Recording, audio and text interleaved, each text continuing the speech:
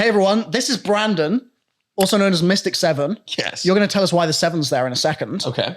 That's Matt, now Kabuzio, once upon a time Sports Hawk. What's going on, guys? My name is Matt. I'm Sports Hawk. Matt Sports Hawk, yeah. It's a life that you've left behind in the dust. I even put in my Instagram bio, formerly MC Sports Hawk. Nice. I've made sure that the notion is like it's moving on. If you kill an old persona, like, is that how you do it? Do you have a grave set up somewhere for MC Sports Hawk? People posted memes, you know the meme of like the guy drowning, like the little kid drowning, and then there's one beneath it where it's like a skeleton. Do you know what he's talking about? Do you have anything idea what he's talking about? If you know, you know. If you don't know, then Hey, bro, I sound like an idiot bro, right you know now. that meme? You know that meme of the corpse when it's like dead on the floor? We have moved on. We have moved on. And honestly, it's the best thing that's ever happened to you. It's a new channel. Oh, you think killing my channel was the best thing that ever happened to you? Yes, because it's I think allowed it's the best thing for me. Yes, that's what I mean. That's what I mean. Sorry, yeah. The channel, objectively, it's the worst thing that ever happened to it. It is physically dead now. But like, what is the channel for if not to serve you on your mission in life? Right? It's to serve everyone else who gets benefit out of it. That's fair. Though. It's about you here. And you have been looking for a thing to sink your teeth into. Every year is a new thing. Teeth go in straight away. You're like, not for me. Doesn't work out. Doesn't quite hit the nail on the head of what your thing is. But I feel like you're in a really good place right now. I like building things from nothing, and a lot of times that doesn't necessarily mean it's like the thing I like the most. Yes. Like the most passionate about. You just like the process of starting it and I like building being something from scrappy. nothing. And that's usually like a business endeavor, like a startup. Were you ever into that Legos? becomes something. What? Into what? Legos? Not necessarily, no. I don't like the physical building. I like the intellectual building. Okay. Like the structural building. He likes building his future. And yours too. Smash 1-800 Matt Kabuzio. Can change your life today. Not financial advice. This is not financial advice. This is not NFA, financial advice. DIOR, NMGMI. And GMI. We're gonna make it, right? I think you're in a really good place with the Matt Kabuzio channel. You've also now got this group. This is interesting. This is a podcast on your channel. We're like interviewing you right now. That's not really how this is meant to work. Yeah. Oh, this is on his channel? I mean, like, do you know who this guy is? So you've been building your business. We've been memeing about him farting into my mic for the last few minutes. Right. What do you do? I farted into mics, man. That's what I do. Fair enough. Do you hear about the girl on Twitter who sold farts in a jar? I did. I You know, didn't she was. version of that. I She just was was not as There popular. were NFT versions, huh? yeah. Right. Yeah. I tokenized the farts. No, she did. I'm pretty confident she started selling NFTs. Are you serious? She did. No, they were. Yeah, people were flipping her farts. Nice. Damn. Nice, man. That's At Inverse Pro. That's crazy. But like, would you ever? I mean, you're an entrepreneur. You've done a lot would of different flip things. my farts, yeah. You'd flip your farts. I'm pretty sure you would. Why not? So what do you do? Yeah, so I do Pokemon content. Well, you don't only though. Big yourself up, homeboy. You got more going on right now. Well, man, I don't know, dude. Okay, listen, I'm Pokemon content creator. Okay, Yeah. So I make Pokemon YouTube videos and Twitch. A lot of traveling, a lot of catching them all. Very, very fun. Lots a of lot Pokemon Go is where Yes. that like really blew up, right? Pokemon. So my channel started on like mobile gaming on like Clash of Clans. Okay. Is where like that began. Yep. And then Pokemon Go came out, blew up. I transitioned over to that. Yep. And then I've just been doing that nonstop, literally catching them all. Professional trainer. Yes. I have them all. So you've been catching all the Pokemon Yes. for the last, I'm guessing what, it's been probably Almost 6 years. Actually, 5.5 years. 6, okay, 5.5. Yeah. Cool, gotcha. Have you caught them all?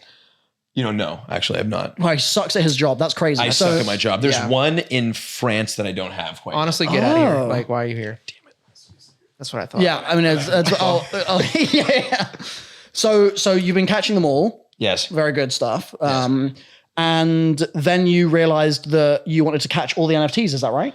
I went full degen. I went down the rabbit hole. Definitely. When did that happen? That was in August of last year. And I'm still not rich. So this whole NFTs are get rich quick concept. Yeah. I'm either a idiot or that is completely a lie. Listen, you've been trying to catch them all for 6 years and you haven't caught them all. I think it might be the former. User error. Yeah. Like, I think there's a little bit of a Sounds like it's you, bro. yeah, just maybe. No, dude. But so what happened is that obviously the Pokemon card craze happened in 2020, right? Like It did. was like busting packs and stuff. So I hadn't opened a Pokemon card pack in my life until 2020. Swear to God. Whoa, My first okay. pack I ever opened was Champion's Path. And on video, I'm on assuming. stream, yeah, on stream. Amazing. No, it was awesome. Yeah. No, it was super fun. But like I started opening up packs and it was funny because I was opening up like these like $6 champions of Champions Path packs. Like they were vintage. Like I was like fumbling them. I was like, I didn't want to fuck them up. Like, it's really fun.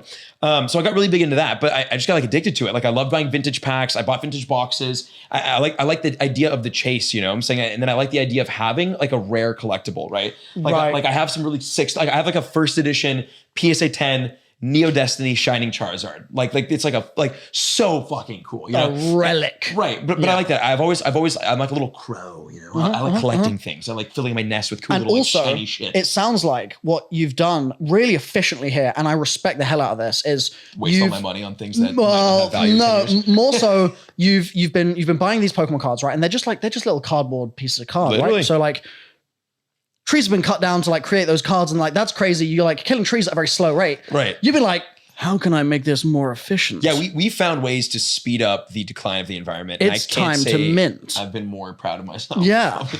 But I drive a Tesla, so I make up for it in that way. So you have started buying NFTs Very degen, yes. and recognize the fact that they are killing the environment. Yes. Okay. And I can't stop looking at this cat. Yes, there's a cat in the room right I now can't hanging stop out. it. God damn it. Yes, so we are slowly and pretty officially at this point now that mainstream adoption is kind of coming on. We are not mainstream. We had a conversation days ago. We are not mainstream. We'll give you context, don't worry. We're almost there, but the closer to mainstream we get, the closer to the entire world burning down to a small crisp we get. Yeah, I mean, I think like that's just the most exciting part of this whole thing. if you mint too many NFTs in an evening, then Right. like your whole street small burns in country. flames, and yeah, exactly. Yeah. And yeah, the other You side might of shut world down the whole actually- blockchain too. Right. Yeah. Oh yeah. Yeah. You might You got to do be that. careful about that kind of stuff. Yes. But so what I'm curious about, on a somewhat serious note, which is going to be hard to reach I can- amongst all of this. I can bullshit for hours, but I can. Oh, bullshit same for here. hours. Okay. What is your thought process in terms of rationalizing the fact that there is so much fear about what it is doing to the environment with the fact that like this is your job? Do you think that your job it's just like, well, it's kind of immoral to just be killing the planet, but at the same time, I gotta eat? Or like, do you like where do you land on that? Do you want a serious I- question, a thoughtful one, or like a meme? You can meme, but it's going on the internet, so they'll rip you a new asshole if you're like memeing in the wrong way if they don't like you. What's the environment, man? No, dude. Okay, so like that's getting clipped, it's and I'm next to you. Damn it, canceled. No, I love the environment. so NFTs and crypto isn't like my full main time thing, right? So like I'm not like I was gonna You're like, suck you're your like- thumb so hard. You're lucky you put that down. Wait, Yeah, so hold on. it's not my full time thing. You know what I'm saying? So like Okay. I do content creation, right? But like even that's very energy intensive. I mean, look all the damn lights we have and cameras and equipment that I have in here. It's AC to shit, by the way. Your place is very cold. Like everything that we do, right, requires electricity and energy, and it's not good for the environment. So like the one thing that I don't really understand about crypto is this an NFT specifically. I understand like obviously it's not good for the environment, right? But there is, if every single new technology we ever made, we were like, oh shit, is this good for the environment? No. All right, throw the entire tech out. Yeah. Like we'd still be playing with sticks. You know what I'm saying? Like nothing, like human progress. You want me to play with isn't- yours? What? Go ahead. Keep talking. Human progress isn't measured in environmental progress. That's just not how things have worked over like the millennium. The nice thing that I will say though is that as a technology progresses, right, you're able to like iron out the core issues. You're able to iron out like the core functionality of the technology, and then you can start working on like more like niche issues of the tech of like, you know, scalability of environmental output and stuff like that. Like, dude, like fucking the beginning of transportation was Right. like straight coal burning, bro. Yes. But that changed the world and it elongated lifespans and like it created better supply chains. Like it made the world a much better place, but yes, it polluted the world really bad, right? But over time, that was also fixed. The cool thing I like about NFTs and crypto is the rate of progress that we're seeing in the NFT space from bad for the environment entirely to better and better and better, like month by month, is crazy. And not only is that cool to watch, but people are actually interested in making this better, you know? Okay, so You can't say that about every other industry in the world. you saying the like seeing it having progressed, I'm very curious about, because yes, once we get to like ETH switching to proof of stake and like those sorts of like milestone things, let's hope we actually get there. Fingers crossed. Those will make, in theory, a dramatic difference to the like the environmental footprint of this entire ecosystem that we're all sort of a part of, right? Right. But other than that, I'm not sure what progress you've necessarily seen in the last year of like things getting better. I mean, environment-wise. it's a lot of sidechain stuff. You know what I'm saying? In L2s, like you look at Ronin, like Axie Infinity launched the Ronin network, and the Ronin network's carbon output is like negligible, right? And they're the number one NFT marketplace in the world. Like the amount of transactions that go down on the Ronin network for Axie Infinity. What are you defining more in terms of number of transactions? 24-hour volume of Ethereum, number of transactions, like out of NFTs, like Axie Infinity is like number one for transaction wise. And they created the Ronin network, and the Ronin network has significantly less, like negligible amounts of carbon output. It's also got negligible amounts of ETH on it right now after that's true. Jesus I was waiting to slide in with that one. Yeah. Maybe that's why the environmental. It's just enough volume for someone to pull 600 million out of it. Yeah, that's a whole nother. That's a problem in itself, you know. Oh my god, yeah. But so that's fair. I guess if there's more activity happening on chains, then you've got Immutable, right? Immutable X is a completely zero carbon, like zero. It's just a normal website, right? It's like an L2 normal website. Obviously, Immutable is not like the best platform.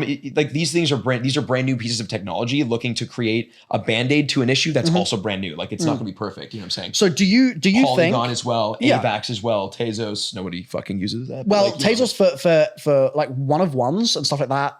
There is a fair bit of activity on there, right? It's just not the like PFP craze stuff. That's just happening mainly on ETH. Well, it's where it's at, right? Yeah. And so, I mean, because I'm with you that I'm very excited to see where the tech goes, but I do feel like there's, as far as I'm concerned, like an information gap right now where there is definitely huge environmental impact due to the usage of the ETH network. That is there, right? And then you have people saying, once we get to the merge and once we switch to proof of stake, that is going to be reduced, like 99% of that footprint is going to go away. And they'll say that, but actually finding, and I've tried to do this a few times, and I'm sure someone can link me, but actually finding like people that are building out that upcoming infrastructure, talking about and writing about and outlining exactly how much it's going to reduce and like 99% of a massive problem could still be a massive problem.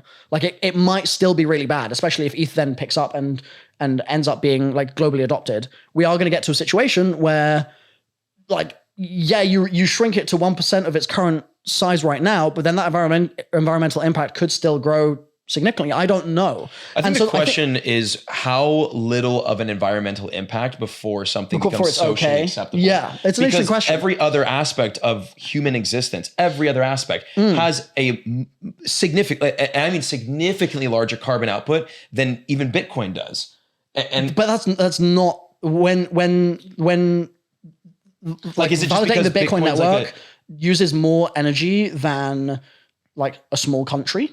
Then it's no longer like a small amount of like compared to people's Christmas lights every year, or compared to you running your dryer when you wash your clothes. Like you can compare it to random aspects of human life, which are like net positives to our way of being, right? I guess transport, that is, right. Those sorts of things. But the scale of it. And this is from someone that participates in crypto and is a crypto enjoyer, is the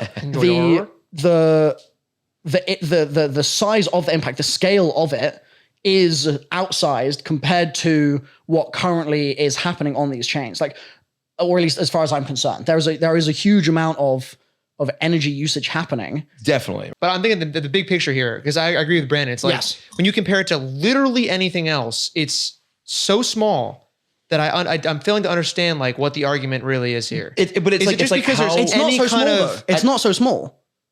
That compared to anything else, that's like not like Christmas lights was a good example. Yeah, it's completely like how is that more net positive than Bitcoin? Tell me. But it's also much smaller than the impact. If Bitcoin is a new country on Earth, right, in terms of its usage, U.S. Christmas lights use more energy than some small countries, which is insane to think, but it's true.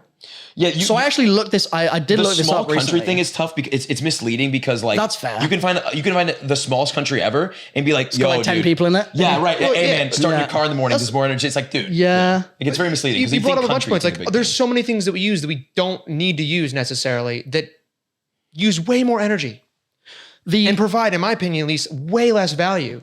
Or potential value. But I don't understand the energy shaming.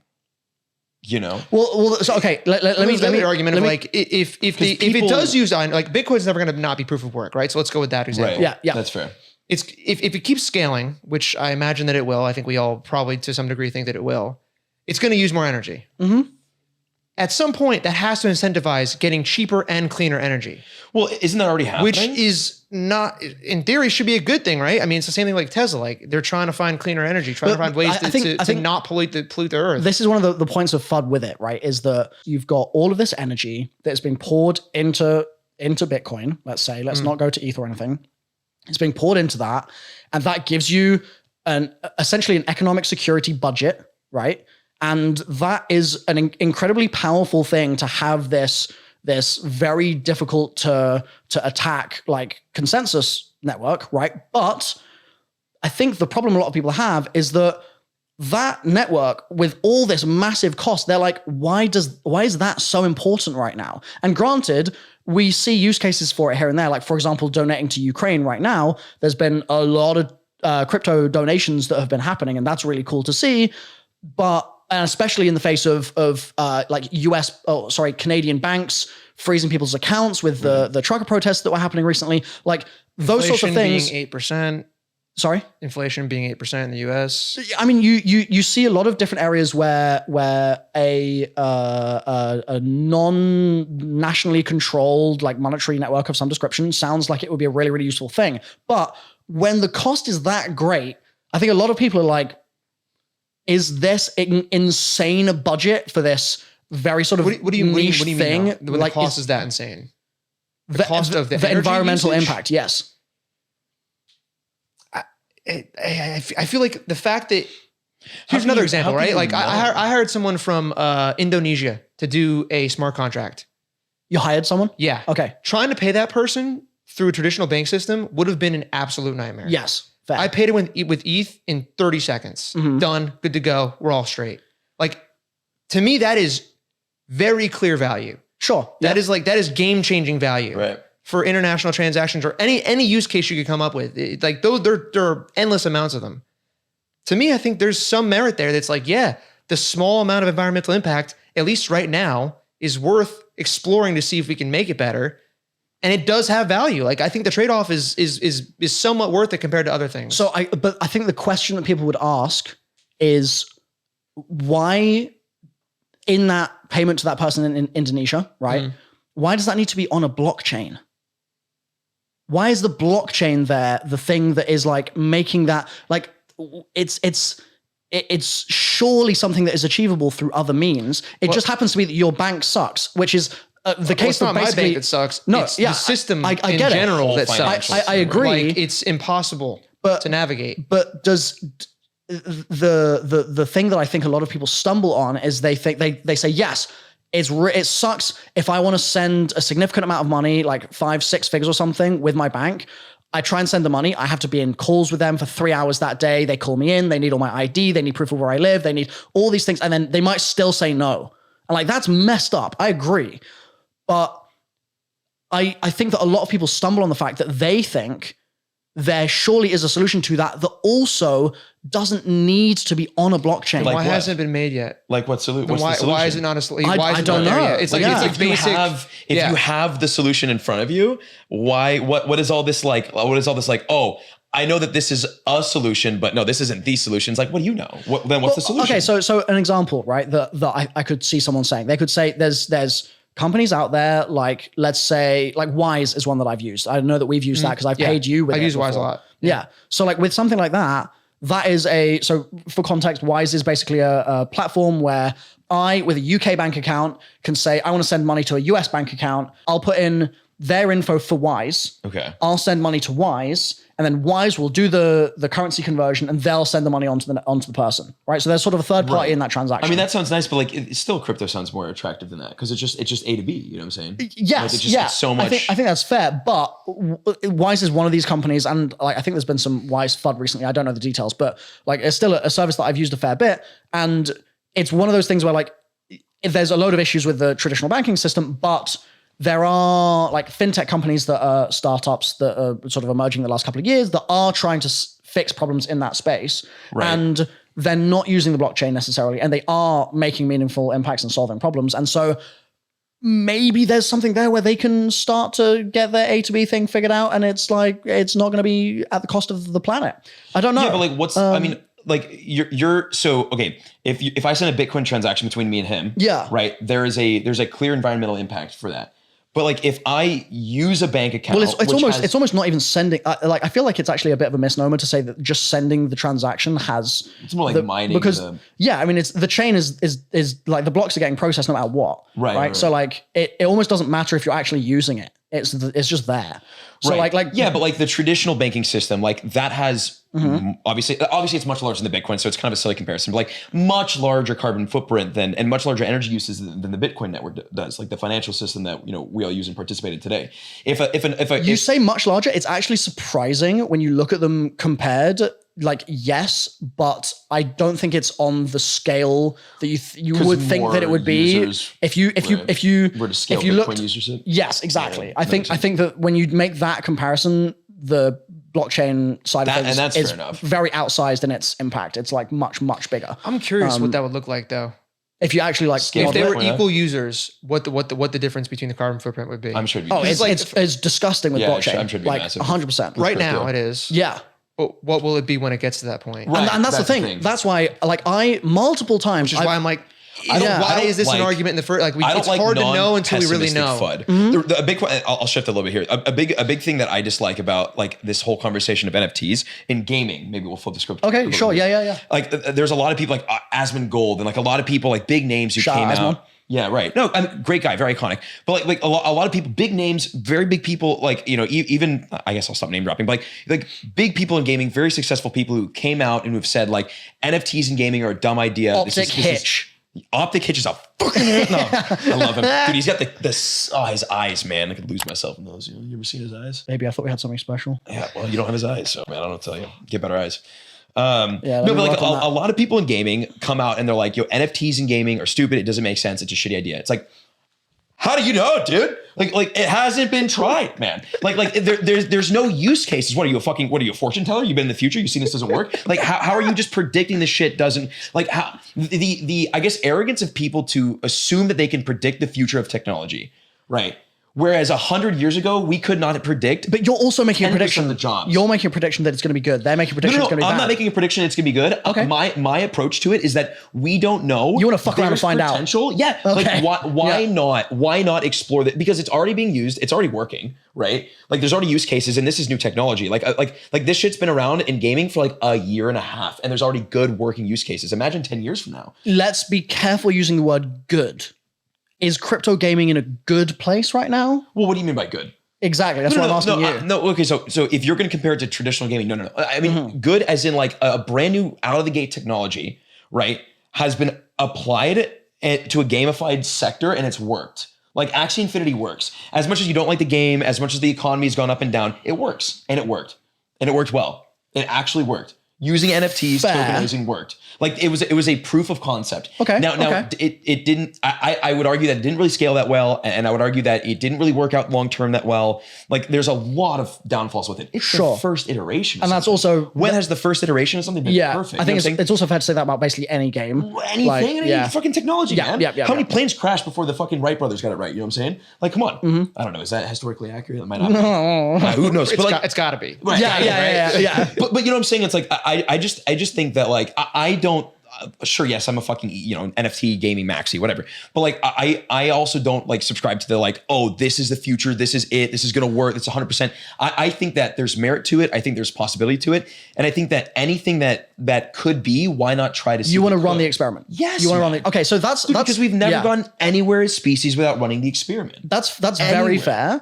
I think what the argument is that when you have a vast majority, I think, of game devs right now looking at NFTs. Wow. NFTs. Damn. baby. If Next that's not already a project, that is now. NFTs. They're looking at NFTs and they're saying like, this is it's the arguments people are making and the calls people are making for how these should be implemented in games are nonsense. Like they actually don't make any sense. Like the whole, I want my Fortnite skin in Rocket League. No, I don't like interoperability.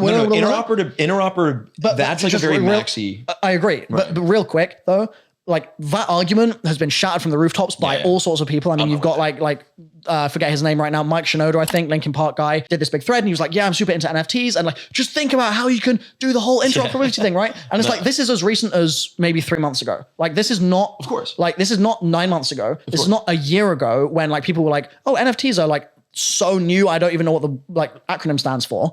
And he was making this thread and he's someone that really should have people around him being like, that's not how that works, bro. And yet he was making the argument. And so all the game devs out there see that and they're like, oh, this dude that really clearly is embedded in the space, has his own project, owns a load of NFTs, etc. Right. He still thinks this is possible. That, as far as I'm concerned, means that the normie NFT enjoyer really thinks the same thing too. And that argument is bogus. I agree. It doesn't make sense. Explain like so people that don't understand exactly what you're talking about. Interoperability. Yeah, like what that exactly means and why it's not possible in your opinion, at least. That's fair. Yeah. So the argument is that a lot of people say they would love a system where, for example, you go into the Fortnite like shop, whatever it's called, and you spend some V-Bucks on a weapon skin or a character skin, right, in Fortnite.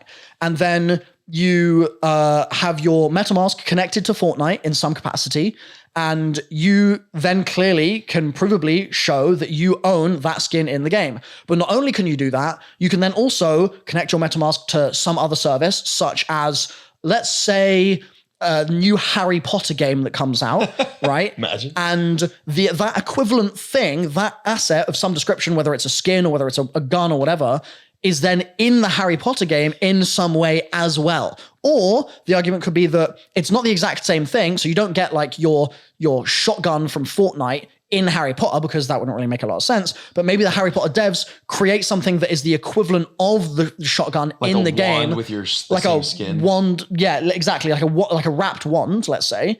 And then that means that you have some form of interoperability between the two separate things. And then people will go on to say, like, that's kind of a realized vision of the metaverse in some description, because your assets are no longer just like a database entry in like someone else's server, and like you don't actually own any of the things that you're buying and you just got licenses to them and stuff like that. But instead, this is something that you can resell and you can use in all these multiple different games and have more ownership over.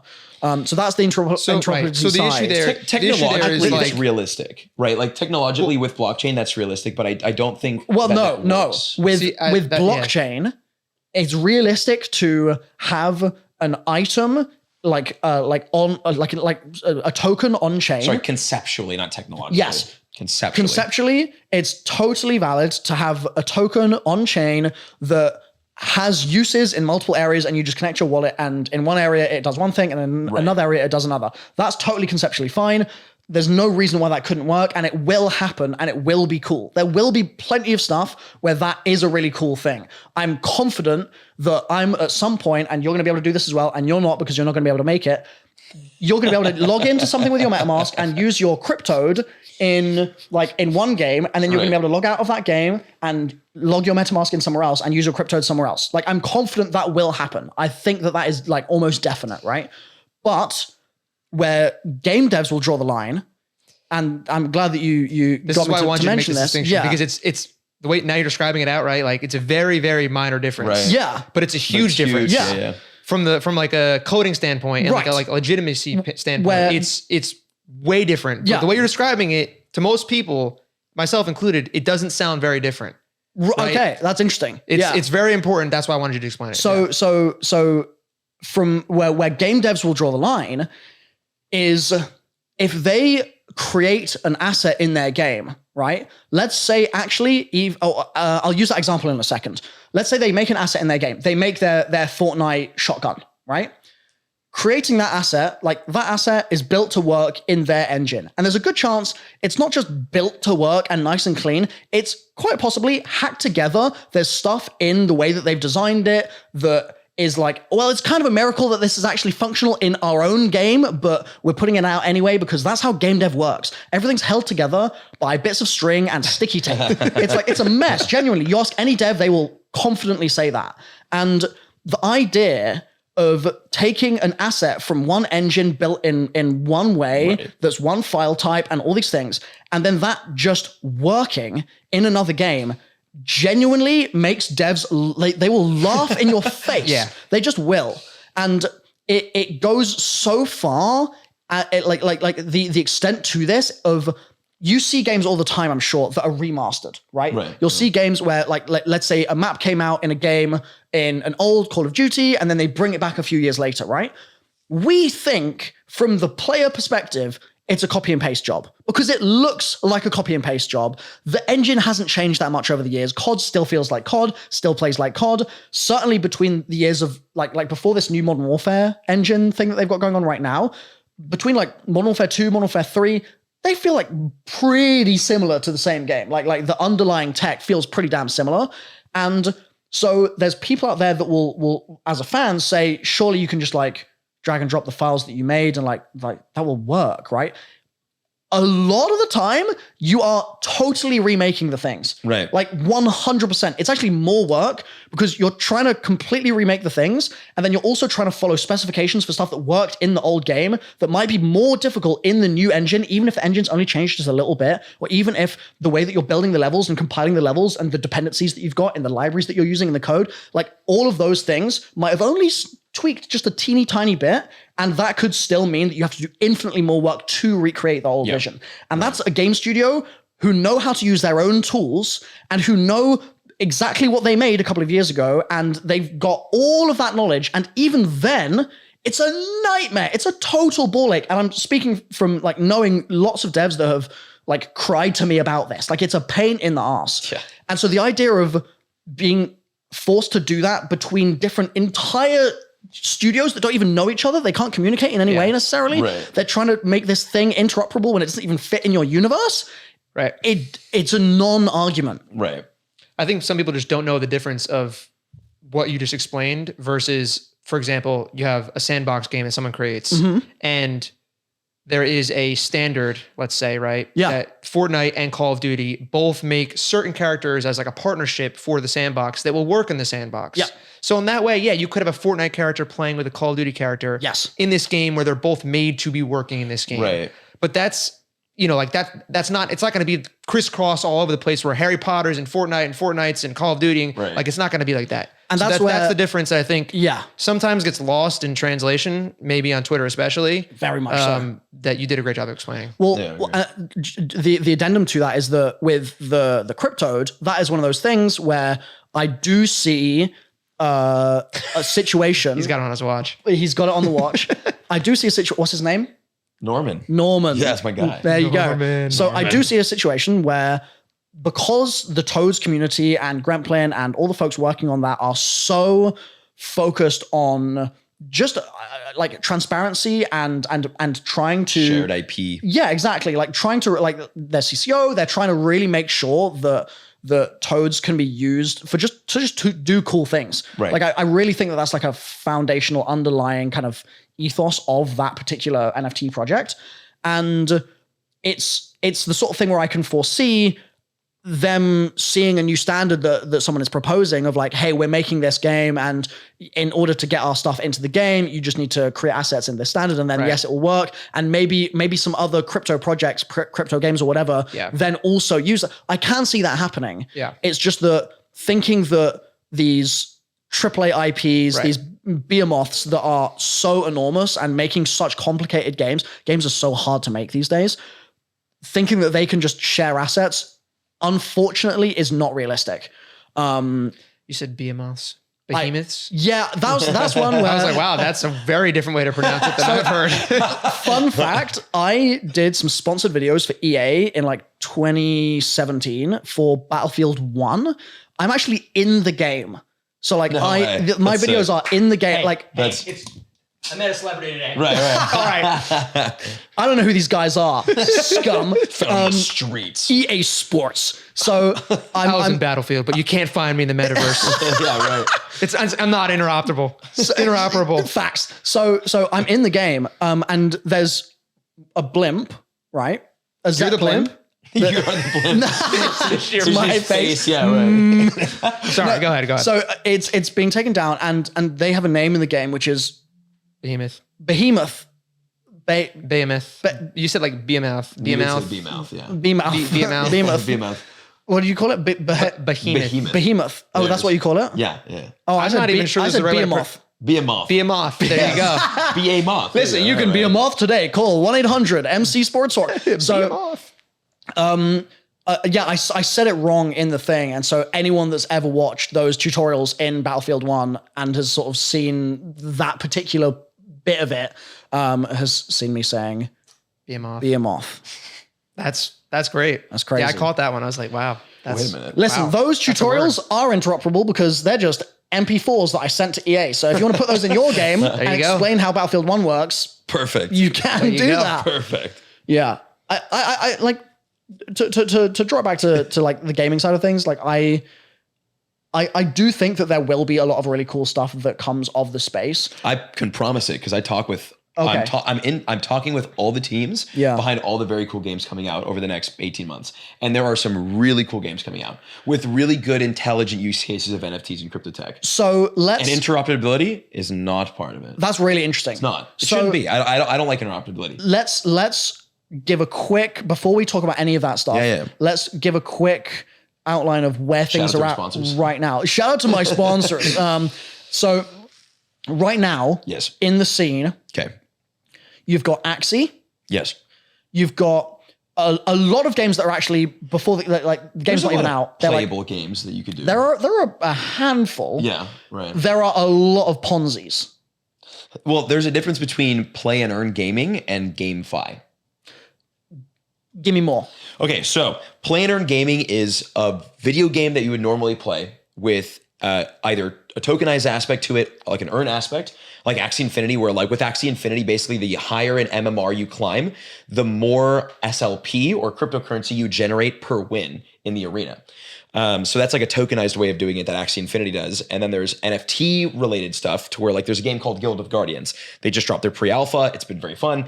The way their game will work is that like there's, in a dungeon crawler, right, you have items that you put on your heroes to help like them bring, buff their damage and buff their health so that you can go and do better bosses and whatnot. So in Guild of Guardians, you're going to get drops from beating bosses, item drops.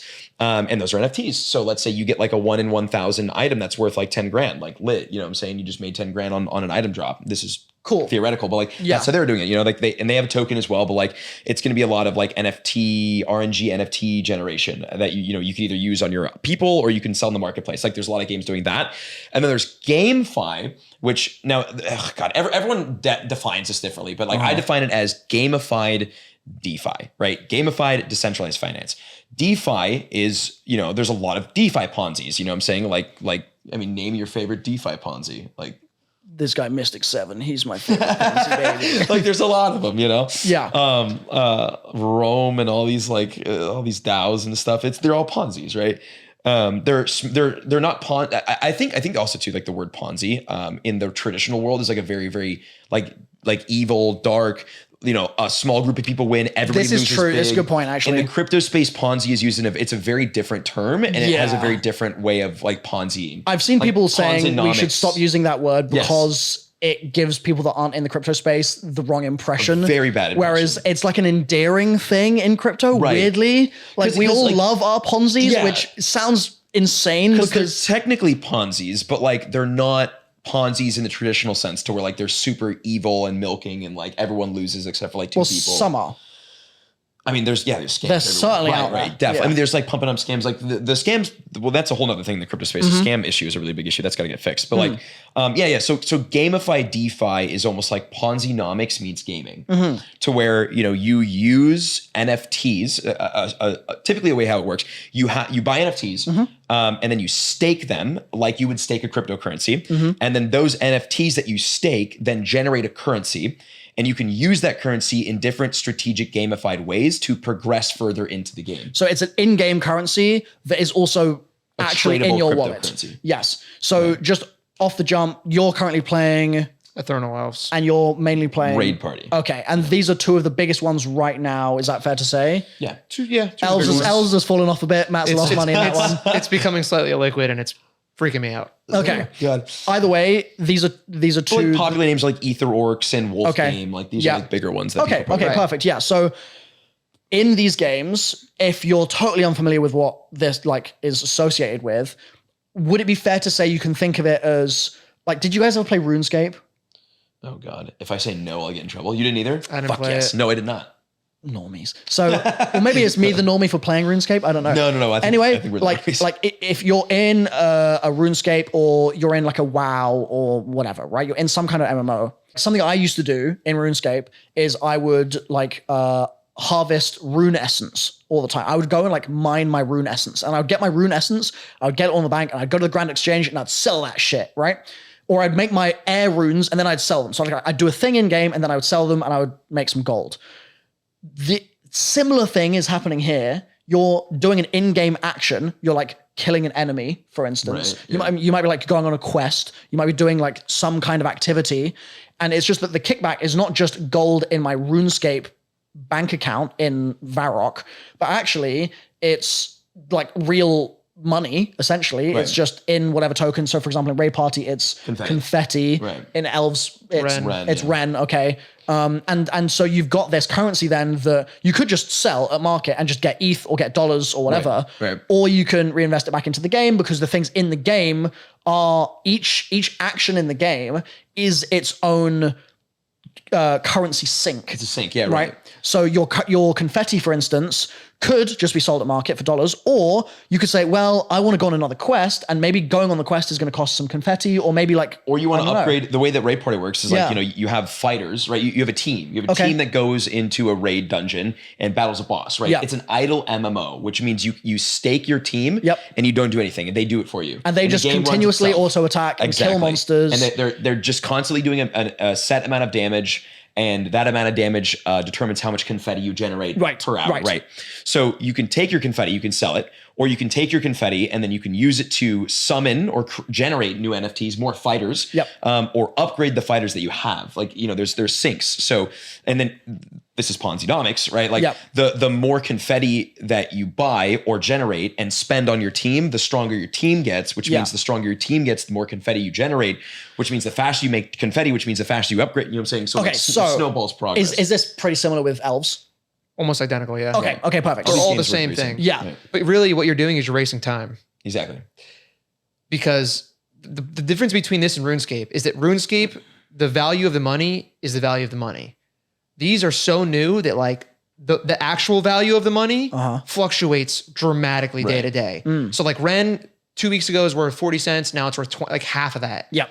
So you're producing the same amount, but you're making half as much. Right. So I mean, ultimately, the way I see a lot of these games, and like I'm a big, like I've had a gaming YouTube channel for over 10 years. So like, it's not like I hate video games, but I look at these games and just on first impression right now, it just looks like a way to sort of almost distract yourself from the fact that you are putting money into something like burning it. and burning it.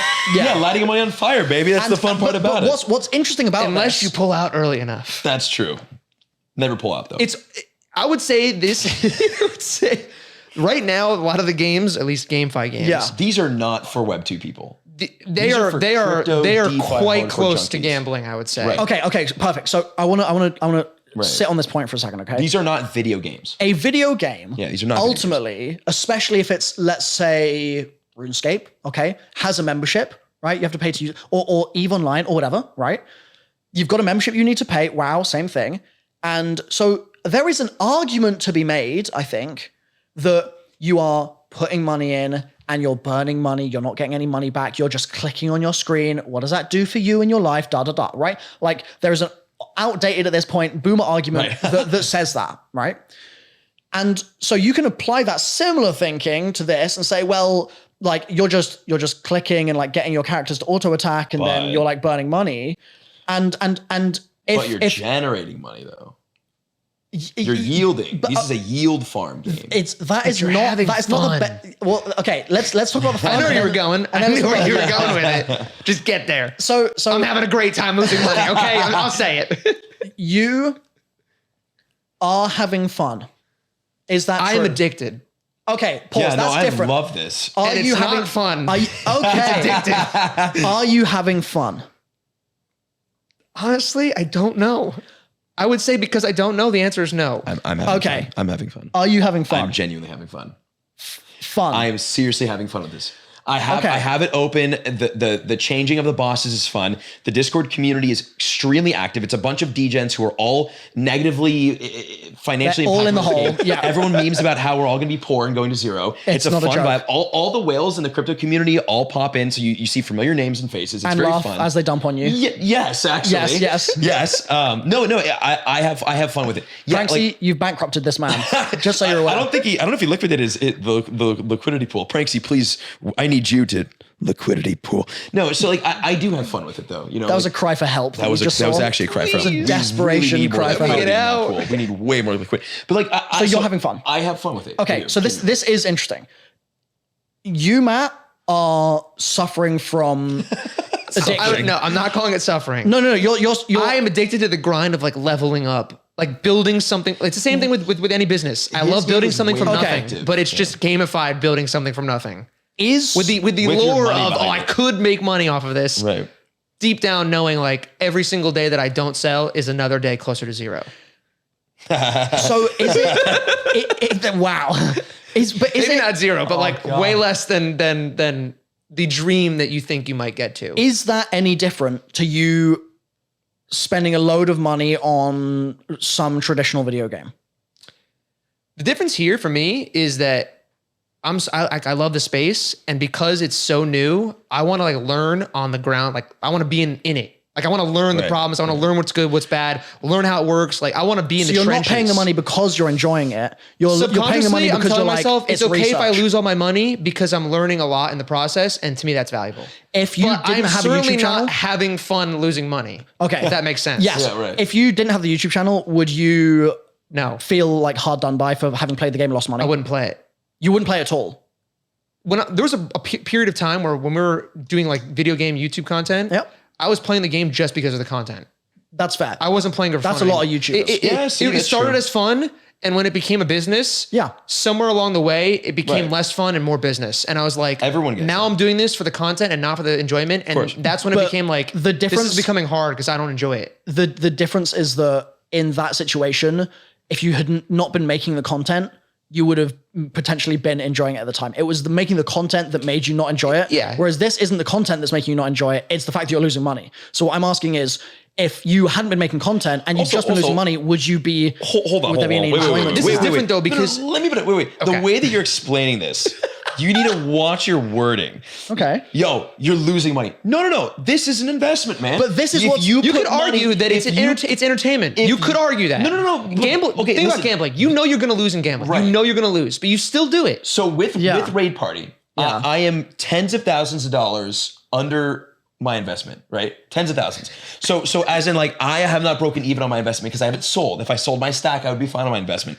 But this game is generating me $800 to $1,000 a day. So But like I'm no. not. But this is the problem. Okay. What? It is abstracting, right? The fact that you are burning money. And in that abstraction, they're doing something very smart. They're saying, you need to pay us 50 grand, and then I'm going to give you $1,000 a day. And you in your I head think that's an think, unfair way to put it. No, that's not how it works.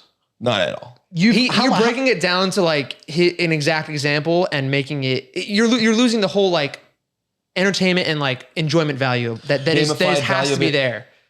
You're not going to just but go you to just a game. said that you don't think you enjoy it. But I it's enjoy not there. I enjoy the building wait, but- and I enjoy the learning part of it. Do you think? But do you I think don't know. Valorant I don't think pros anyone enjoy likes- playing a game of Valorant? It's not enjoyable. It's stressful. It's high octane. It's very intense. Yeah, but winning's enjoyable. The So is- the achievement of growth or success So is what minting a is good enjoyable. NFT and being able to flip it for a profit, which you can do with your earnings in these games. That to me that's different though because it's like you're exchanging something for like it's not there's no grind you don't need practice in that case you don't need like dedication or consistency. Well, because you just need to be early, surely. You just need to be early, no? Sometimes, I don't know. or you just need to have a ton of money. Right, that's true. These Like, a lot that's of these are different. Wales games. But do these when you say the whale games, do they scale in some kind of way where if I had $1 million to put into Raid Party right now, it would be profitable, but because you're not putting in $1 million, you're only putting in 50K, it's not profitable? Well, I don't know about right now, but like, let's say we're both starting on the same date. It's a time thing. The person who has more money to put in will have a quicker, easier, better return than the person who has less money. But is that actually the case? I don't think so. I don't think that could be true. That's how Raid Party works. At least that's how Raid Party works. That's how Wolf Game works. And I think it's all about timing. I think it's all about timing. No, but if you start on the same people start on the same day, it's your cost basis. With a game like Raid Party, but you having more money initially doesn't mean your cost basis is lower. It means that your yield per day is higher. But you put in more. You're more in the hole. But games like this, you can snowball in progress. You snowball. You're saying like the compound effect is enough to make it back quicker. Significantly. There's like a certain threshold. Significantly. So then there's like a specific like range that's the perfect range in that case, based on making the perfect moves, like with Raid the Party, perfect timing. There's like an aggregated damage amount where if you have multiple teams and they do X amount of damage, like you're in a much better place to regenerate your. Okay, so that's not necessarily the most amount of money. There's certainly got to be like a. I don't know. I feel like it would just be a threshold number above the way this game works. There's leaderboard rewards. So if you do have a lot of money and you're on the top 100, like you're getting ETH or NFTs back, which helps your cost basis as well. Interesting. So like that also happens. So you need that in order for it to be profitable? You don't or no? need that, no. Because it sounds like to me. I bought this game at Mint. Okay. At Mint. I was as early as you could go to it. Sure. The game then flooded for weeks and weeks and weeks and bled down in price. Yep. The people who bought way after Mint, when it bled down in price out of conviction, are in a way better spot than I am. Okay. Even if they spent less money than me. And I spent a lot of money in this game to bring my cost basis down. But so what I'm curious about is if you buy in at Mint, yeah, right, and you put in 50 grand, I put in $1 million. Okay. In that situation, let's say, and again, I'm going to use hypothetical numbers because I don't know the specifics of the game, but let's say 50 grand gets you 5 teams. Okay. Like 5 parties or whatever, right? Okay. Or 5 heroes or something, but like you've got like 5 groups. Okay. And let's say with my $1 million, I get, let's just say it's 1,000, sure, right? Let's just say I've got like a hell of a lot more than you do, right? In that situation, because I have more teams, is there a thing where like for every extra team you get, the whole group will all do an extra bit of damage or something, and then that's in theory. It's hard to explain this without explaining how the game works because the game is complex. But like the easiest way I can explain it without explaining the actual like game theory and strategy is that the more money for a game like this, right? Yeah. And I'm pretty sure games like Wolf Game worked similarly, and Ether worked. Like a lot of these games, the more okay, there's a compound snowball effect where like there's sinks, there's currency sinks in these games. Yeah. I should have said 100, not 1,000 before. Go ahead. Well, sorry. These currency sinks enable you to make your teams stronger and bigger and perform better, like any other video game, right? Mm-hmm. Except in these games, the bigger and stronger and better performing your teams are, the more currency, the cryptocurrency they generate per day. I understand that, right? But the difference is that you're not reselling this crypto market. I understand that. The issue is that it's got to be non-linear. Yes, exactly. It has to be a curve. Which at that point, there has to be a point on the curve that's the best value to return ratio. For sure. Like if you put in 10 million. That's too well, I guess it's a curve. If the curve is like, it's just a curve. If it's like it's not going to plateau. Like but the way he's explaining is it's linear. From what I understand, there's no that's what I'm not understanding. Yeah, so there's got to be some compound effect that makes it go. I don't know how to explain this without explaining how the game works. But again, the more damage. But if it's the same thing. If okay, listen, guys, I'm telling you. Okay, here's the question. Here's how we can. Here's how it works. If I do double the damage, yes, do I get double the reward? If my team does 10,000 damage, and your team does 20,000 damage, and my team generates, let's say, 5 confetti a day, then I would generate 10. Okay. Right. So that's not significant of a gap. To get from linear, summon a new fighter, it's 100 confetti. I don't care. Okay. The leaderboard is where it would separate. Yes, but the not even the leaderboard. So not even leaderboard rewards. You're saying past that. 10,000 damage, 5 confetti. That's not inaccurate, but yes. Sure, we'll use those numbers. Okay. And let's say that's $10,000 to do 10,000 damage. $10,000 buys you that team, and they do 10,000. It sounds like it's not. You don't have the exact numbers. Just work with me. Yeah, but these price points don't make it. Then it just doesn't make sense. you're not basing it in ETH, so he doesn't know. Actually, what's the ETH value? He doesn't really know what the value are. $10,000 buys you a team that does 10,000 damage. Okay. Okay. And they earn 10 confetti a day. Sure. Okay. We'll go 10, 10, 10. Got Being a dead horse, man. Got it. With $20,000, Yes. what you're saying is that has to buy me a team that does more than 20,000 damage and thus earns more than 20 confetti a day. That's what you're saying. Is that true? I don't think he knows the numbers. Because he should understand what I've just said, right? I got you. I don't He's understand what you're twice saying. explained it's linear, but he's also saying he doesn't know the exact damage to confetti ratio. Like, You don't need it's not- to. It's You have to. The shape of the relationship is either like Well, no, this or it's like we that. don't need to know the exact curve, but if it's even take your damage, slightly if you different, if take it's your even total slightly more than damage- 2x, if it's not 1-to-1, Yeah. then there is a curve. Yes. We don't know how much the curve is, but it doesn't matter. But the point is, like, there is a curve, but he doesn't know the number, so we're never going to know. But what I'm wondering is I'm wondering the same thing, because if it's linear, then you can been- spend an infinite amount of money in the same spot. and he's fucked. You're fucked no matter what. See, but like, I'm like, that's not how it works. Okay. All right, so then- let's yeah. take your word for it that that's not how it works, right? In that scenario, you say it's a whale game as well, right? Yeah, so I've interviewed the whales of this game. Yes. And I've talked with them. Like, I understand their game strategy into this. Okay, and so- it's very different from an average player. So why is an average player playing? What? Why is an average player playing the Well, game? because for a game like this, man, like the yield's not bad. Like if you bought a You've just said it's not profitable. It's below. That is below my line. oh, nice. The yield's not bad compared to every other game. No, the yield, But it's still bad. No, but also you're in the it's- hole. You've said that you're not profitable. You put in 50K and it's not profitable. You've lost tens of thousands of dollars, right? No, the way that you're explaining it, this is you Maybe I misunderstood. I'm sorry. The way that you're explaining it, how it sounds like, and how people are going to hear it and think that what you're saying is like, oh, you spent 50 grand, all that money is gone, and you have nothing, and you just have a video game. That's not true. I spent. Let's say I spent $40,000. Sure. I spent 40 grand so far from selling NFTs. I've made 10 grand back. The Okay. teams that I currently own, I own 2 teams now. One is a very high damage, very enhanced team with high damage fighters. So you've and the other's kind of a shitty one. spent in-game currency that you've earned confetti yes, to buff the team, right. So they're more powerful. They're earning you more yield a day. Yes. Gotcha. Yes. So I've got myself to a point where I'm comfortable, where I'm no longer reinvesting in my team, and I can start selling. So how much do Selling confetti, that is. How much is that team Fighters. worth? So You can use confetti to summon fighters that he then sells. And then you sell the fighters. exactly. That's a better strategy than selling confetti directly. Yes. Okay. Because, yes. So Much better. 40K in the hole. Sure. Okay. 10K back already from Right. selling stuff. You have 2 teams remaining. Yes. One team is super buffed, one is less buffed. Right. How much are they each worth? I don't know the exact. Do you want to give me a rough estimate? Is it like 10K each, roughly? So Just do the ETH. What's a hero worth? I mean, I have to look at the floor prices. I don't fair. monitor the floor prices that heavy. You know what the fighters are worth, right? You said 0.55. I mean, And your floor fighters price might be is worth, like- 0.55. Mine are 1,300 plus damage, which means they're easily over an ETH, and they're enhanced, which means they're over 2 ETH. So how many in a team? How many Four. fighters? I have 4. So I probably have 8 ETH worth of 24 grand. fighters. My one main probably- team. he's probably break even My better. one team is Okay. probably worth like 9 ETH. Like the big team, it's probably worth like 9 ETH. Okay, so 9 ETH on that team. And Call then it, the other call it team 5 is on the maybe other like one. 4 or 5 ETH. Okay, Yeah. let's call it 5. Let's be generous. Yeah, so right. He's and- good. Yeah, so I've let's say it's sold 15 2 ETH.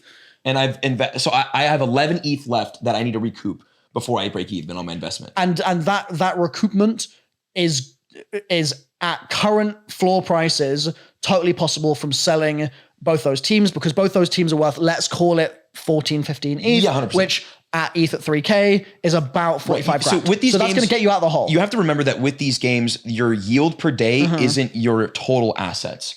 The cool thing about GameFi games is that you're buying NFTs. Yes. And you can upgrade them, which makes them appreciate in value. And if this game, this is Ponzinomics, Mm-hmm, if this game continues to be popular, new people come in, whales keep coming in, people keep playing long term, Yep. right? Your NFTs will hold value over the long term. So you buy these assets, which yes, may be expensive. $40,000 up front isn't cheap, right? Mm-hmm. But if these assets, we play long-term games in the NFT space, right? You hope we like Wolf Game is still around, Etherworks are still around.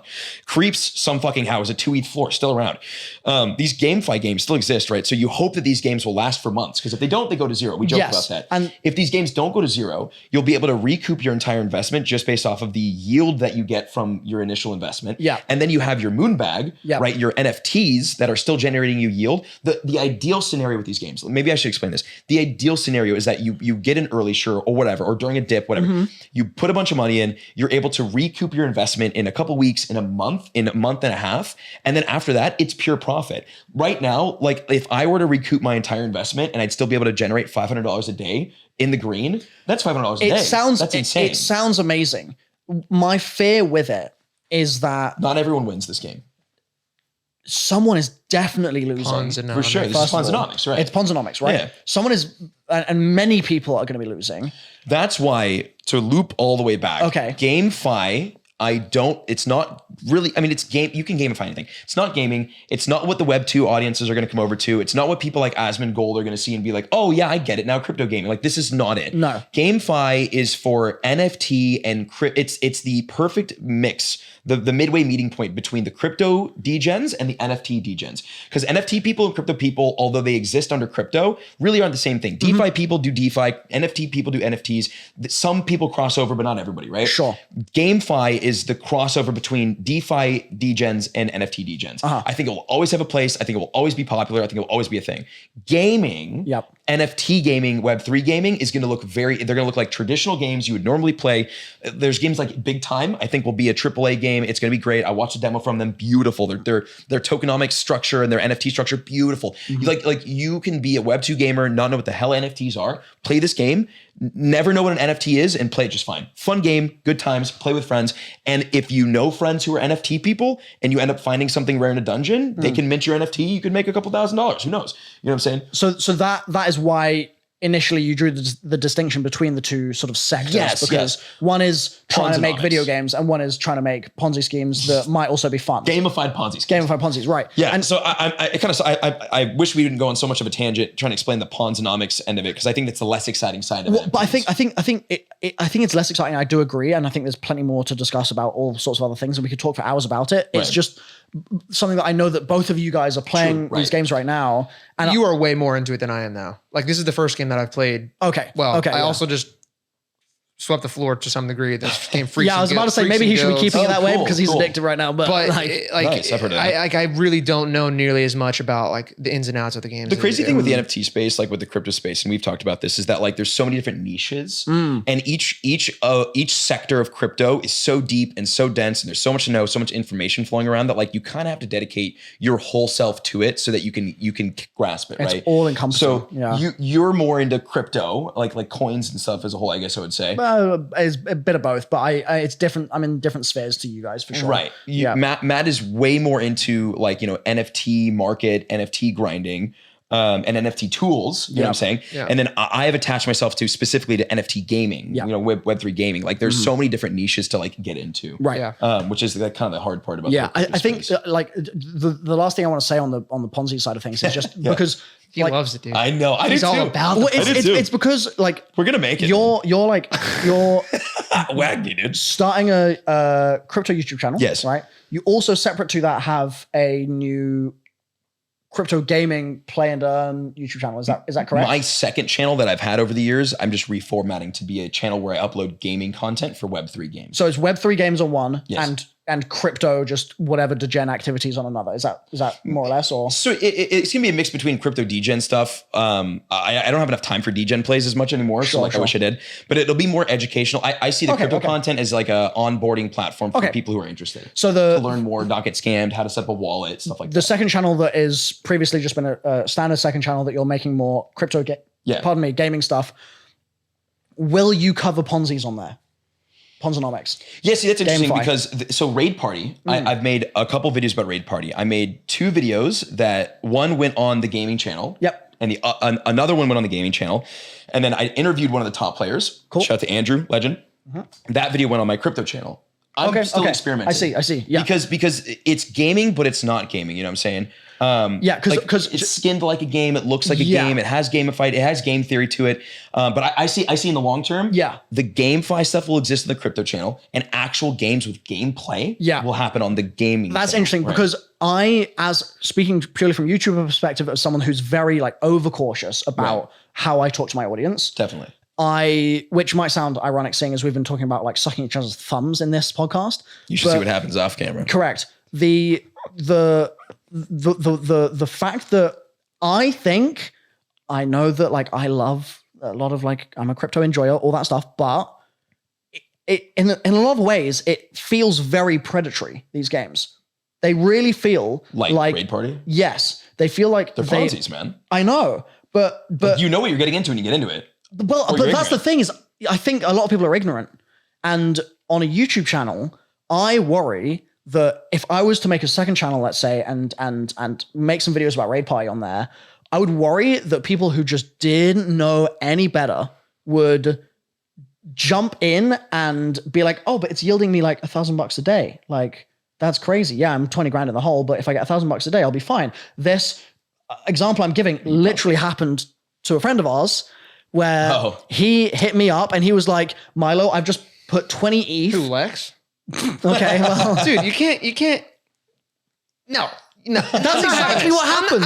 I'm not having this. What? You're making him seem like he's like doesn't know any better. He doesn't. Let him be himself. And lose Let him his be 20 ETH? Bro, yeah, you do. You're not there to like. He's crypto, a grown man, right? Also in crypto and NFTs, But he's my friend. Yes, obviously we don't want our friends to get hurt. We get yes. I want to protect my friend from I'm not disagreeing with you that you like need to have some ethics when you're talking about things you think might not be good for certain people. Yeah. Sure. But if someone's got $20,000 to throw into a game expecting to make $1,000 a day and just don't know any better, right?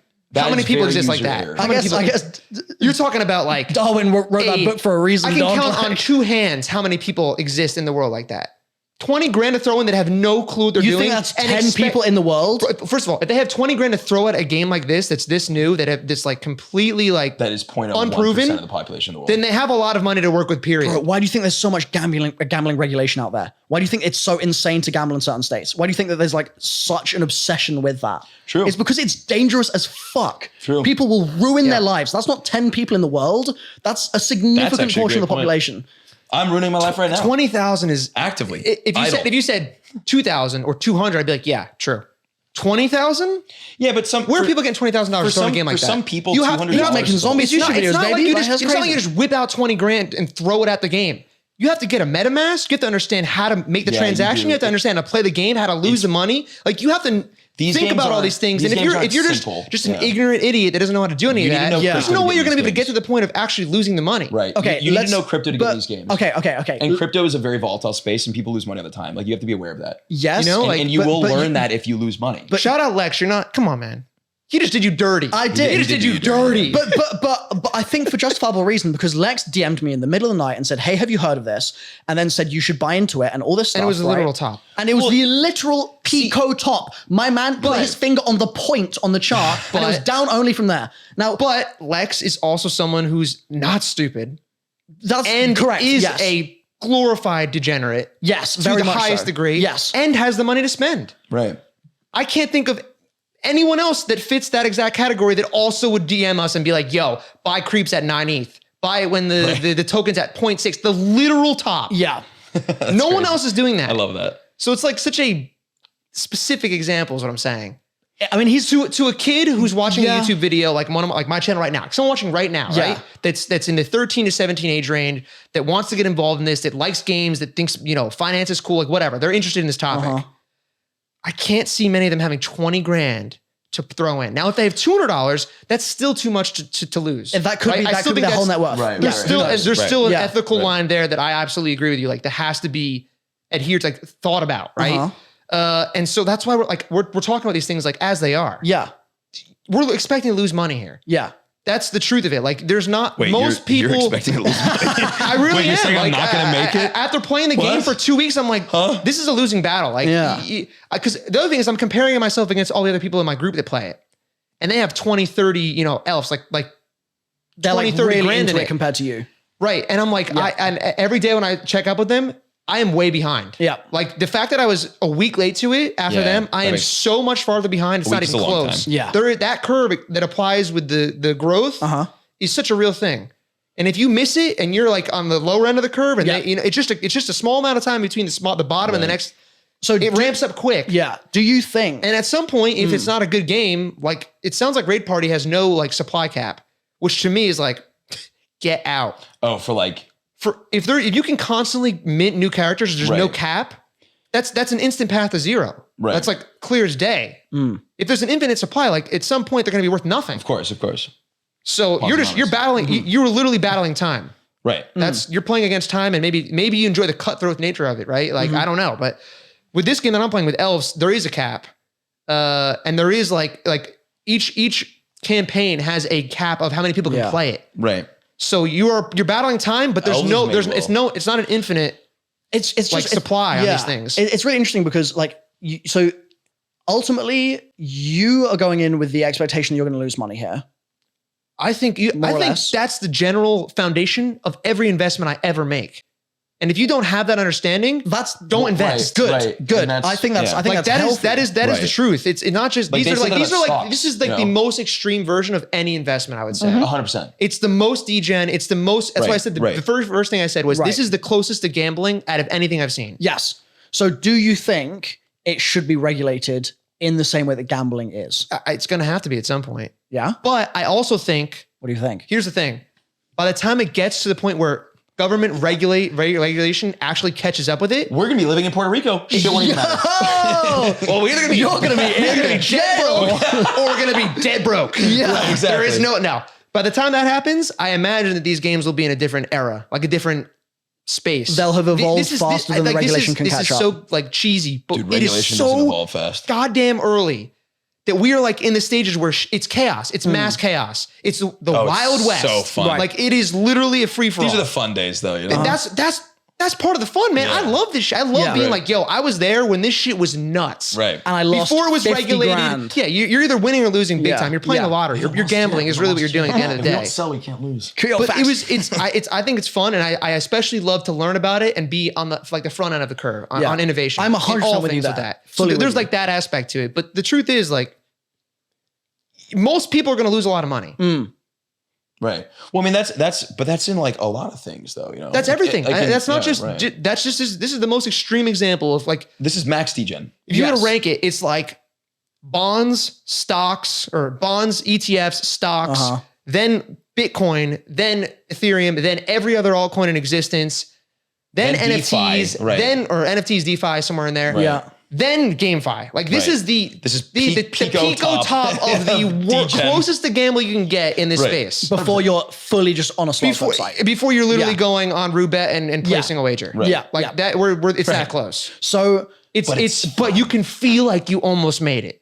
It's fun. And there's a chance. There's RNG. There is a chance. Yeah. And if you play it, if you time it perfectly like any other investment, you could make a shitload of money. Like it's true. Right. But understand that if you don't time it perfectly and you don't play it perfectly and you don't have the money to like, or you just go for it. It's so interesting because what you've just said, if you like clipped that out of context, you could 100% apply that to like playing, what's the casino game where you spin the ball around the thing? Roulette. Yeah. You could I don't think the odds are that bad. You could apply that to, you could be like, if you do it the exact right way, and if your timing is good, or if you just get lucky, you can make loads of like it. Genuinely, that's especially with roulette, the odds are like. Also with roulette, like you usually. But you're placing on a number specifically. What I'm saying, the odds are not good. I know this is much better odds to at least break even. But this is what I'm saying. Strategy here, you know. But there's people that will argue to their dying breath there is strategy in roulette. They will argue the hell out of that. No, there to some degree there is, but right. But I'm talking about like you're talking about picking a number, 1 out of 34, right? Go ahead. Maybe they're picking red because that's the strat. What I'm saying is, with something like that, the roulette game is fairly easy to understand. There is a ball, it lands in a spot on the wheel, and that's the winning spot, right? Yeah, and if you pick the right color or you pick the correct number or whatever, then you win, and if you don't, then you lose, right? So the parameters of the game are fairly easy to grok, to get it, to figure it out, right? With what you guys are doing, right?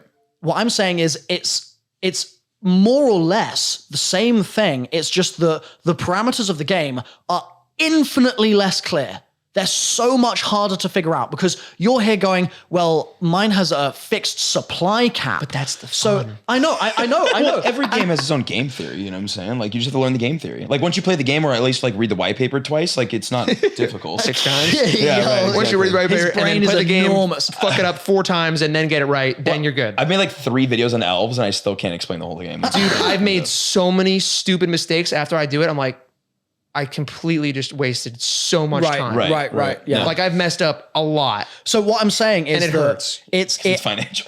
I'm like, wow, I just lost like $80 and so much time that I can't even calculate how much I actually lost. You want to know pain? In Raid Party, to enhance your fighter to make it more powerful, there's a 90% chance that it succeeds Oh, no. and a 10% chance it fails. To enhance a fighter, you have to burn a fighter and spend 25 confetti. Fighters were trading at 1 ETH for like a week.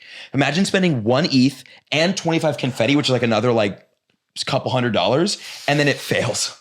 So like you just wasted like $3,300. That's gambling. I did that twice. Damn, that sounds like that's so literally much spinning the fun. wheel. Oh, it was pain. No, that sucks. It's just the fact that it's like you're taking gambling and you're making it so much less clear, but you're giving people there is the expectation, the feeling of, oh, if I'm just smart enough, if I can just figure out the right strategy, then I'll make it. I'll make it, guys. And that is what terrifies me. As an investor that loves, I'm a crypto enjoyer, all this stuff, right? Yeah. I see that particular thing. I don't look at a lot of these other projects that are in the space that are like just standard, like DeFi projects or PFP stuff or whatever. I don't look at those necessarily and go, wow, this is using my lack of ability to fully understand the entire ecosystem of information here required to solve this problem in order to extract the most value from this system in order to make my money back. Like I'm not looking at those in that light. But with these, that's the only way that I can look at them because I know that's exactly how they work. And that just spooks me as a player. You could, in theory, just buy the NFT, like the characters. Yeah. Wait for the demand to go up a bit, like in Raid Party's case. You buy it mint, wait for the demand to for go a up, supply where the shock. price, where the price becomes more, higher, and sell them and never play the game. Sure. You could do that. Yeah. Like and I think traditionally the idea of having multiple strategies to try to earn money is Most definitely NFTs a bit of lore for someone who's getting into it. Most Yeah. NFTs you buy and they sit in your wallet. These NFTs you buy, you stake, you generate currency. right. Or you literally could buy it, hold it for 3 days, and sell it for higher. You could do that if you I wanted to. appreciate there are simpler ways to approach it, and there are much more complicated ways. And it sounds like the whales that are playing the games have even more complicated ways, But right? also too, one thing I will say is that like we all have our spreadsheets, right? Everyone has their spreadsheet. Yeah. You know what I'm saying? You with these spreadsheets, with these games, I mean, you look at your cost basis, you look at how much you spent, you look at what the price of ETH is, what the price of the currency is, you look at how many days it would take to recoup your investment. Yeah. Like you make this spreadsheet and you understand it before you buy. So that you look at this and you're like, okay, if I spend $10,000, here's what it would yield me for $10,000. Yeah. And here's at the current prices, how many days it would take for me to recoup this. Like you can, if you wanted to, if you're an intelligent enough person, you can create the math, look at the math and be like, okay, is this a good decision? Is this a bad decision? Right? Just like if you buy any stock, you're like, okay, I'm going to put $10,000 into this stock. Yes. Right. And here, like, I don't know, like what the distribution on stocks works when it comes to like, I mean, it's different between different companies as Of well. So course. like you'll do Right. But all like, sorts, you can math it out, right? Or like, okay, if I hold this stock for fucking 2 years and I hope it appreciates this much because I believe in this company and they have a track sure, record. maybe it pays a dividend. Like and you blah, play blah, your blah. math, Yes. right? Yeah, You play your okay. math. These games, you could play the math. Like it is not gambling in the sense of you're just throwing money down hoping it works. It's gambling in the sense of like, dude, Raid Party was on a rally and then ETH pumped 20% or something like that. Right. And it fucking killed the game. Not to kill the game, but it killed the momentum. Yeah. And then floors went down, everybody freaked out, right? So like you're at the mercy of a lot of things that are out of your control. Yes. That's the scary part. Yes. But there's strategy and there's math that you can do and there's expectations that you can create for yourself and be like, okay, I know how much I'm investing. I know how much at current prices it will take me to recoup my investment. And I know how volatile this market is. Like you need to be realistic in your expectations going into this. Do you think they give crypto overall a bad name? Like GameFi games? No. No? No. Are they net positive? Are they I just don't like- think so niche. I don't think there's anything about crypto that gives crypto a good name to the people who good name. don't want to learn or care about crypto. Oh, interesting. Like if you hate crypto, Well said. if you hate crypto, there's nothing about crypto that is going to change your mind. And that's not a crypto thing. That's a human nature thing. That's people. Yeah, that's fair. I don't care what people think about GameFi games because, like, especially like people that hate crypto and hate NFTs and are against all this, I don't give a shit, dude. Because one, you don't know what you're talking about because you don't care enough to even do the research on it. Two, even if you do know what you're talking about, you're so full of hate that you can't even see any potential positive use case. Like I'm a very positive, optimistic person. I like to look for uses. I like to look for solutions. I like to look for like future cool, fun shit. People who just hate, you'll never find that. You block that from your vision. Like I don't care. Now, does it give crypto a bad rep? Like, yes, like DeFi does. Does the $600 million Ronin hack give crypto a bad rep? Yes, right. Fair, That doesn't mean Ronin is a bad thing or Axie is a bad thing. It just means, man, there was a fucking loophole, dude. Shit happens, right? Like all these things give crypto a bad rep. But at the end of the day, crypto exists and it will exist in the future regardless of whether people like it or not. I think this technology is just here to stay. And I think GameFi, although it won't be as popular as like video games, man, I just think it's a tech that's going to be here. Like it or not, it's going to be here, dude. Like shit, there's a lot of things that like I'm sure you don't like, I don't like, you don't like that exist in the world that, you know what, man, they just exist and they're going to be here forever. You know what I'm saying? That's why that's why I dislike the negative connotation around like NFTs and gaming is because like we haven't really tried it. There's no good use cases. There's no mainstream or AAA use cases. Like we don't know if this technology is a good or a bad idea, but people are like shitting on it and like handing out opinions as if they know the future and this isn't going to work. Like this pessimism does not create like productive solutions. Like pessimism is healthy and it's like you can, mitigate loss. Yeah, you want a healthy amount. Right. But like the people who have moved humanity forward the most have not been pessimists. Right. You know what I'm saying? Or they've been so pessimistic they've realized they need to fix Earth's shit. Right. Yeah. Exactly. Yeah, no, I'm 100% for sure. with Like you. there's pessimism, that I think has its role. It's 100%. And it's also it's just part of being an entrepreneur where if you're only seeing problems and never seeing solutions, then you're not going to make any solutions, right? Right. So or if you're only seeing solutions, saying you won't see the problems and shit. Like quite you need a balance. you need sure. a healthy amount for sure. But I don't really have like a firm opinion either way. I've been doing a lot of devil advocating this episode. I appreciate it. It's been been really a maxi chat that's cringe. Correct. I think it is. But it's very interesting to hear because the GameFi Ponzi games side of things so far is something that I've seen out there and actively decided, despite the fact that I'm a massive degenerate, that it's not something I'm going to personally interact with at this time. It's not even that it's like too degen. I just think that it's a bad idea. Like, really? Yeah, for me, I know I'm not going to get anything out of that experience. Okay. And so I'm just like, I don't think I need to interact with this. Just like, how do you feel about like Web3 games though? Like Big Time is a good example, right? They're trying to bridge a gap between Web2 and Web3, and they're doing it very well. So they're making a game. Correct me if I'm wrong. They're making a game which is at face value just a game, free to play, and then there will be room for you to connect your wallet if you want to, but you don't need to do that in order to play and enjoy, etc. Correct. Is that more or less? As of right now, it's all priced in fiat. I'm not even sure they're actually.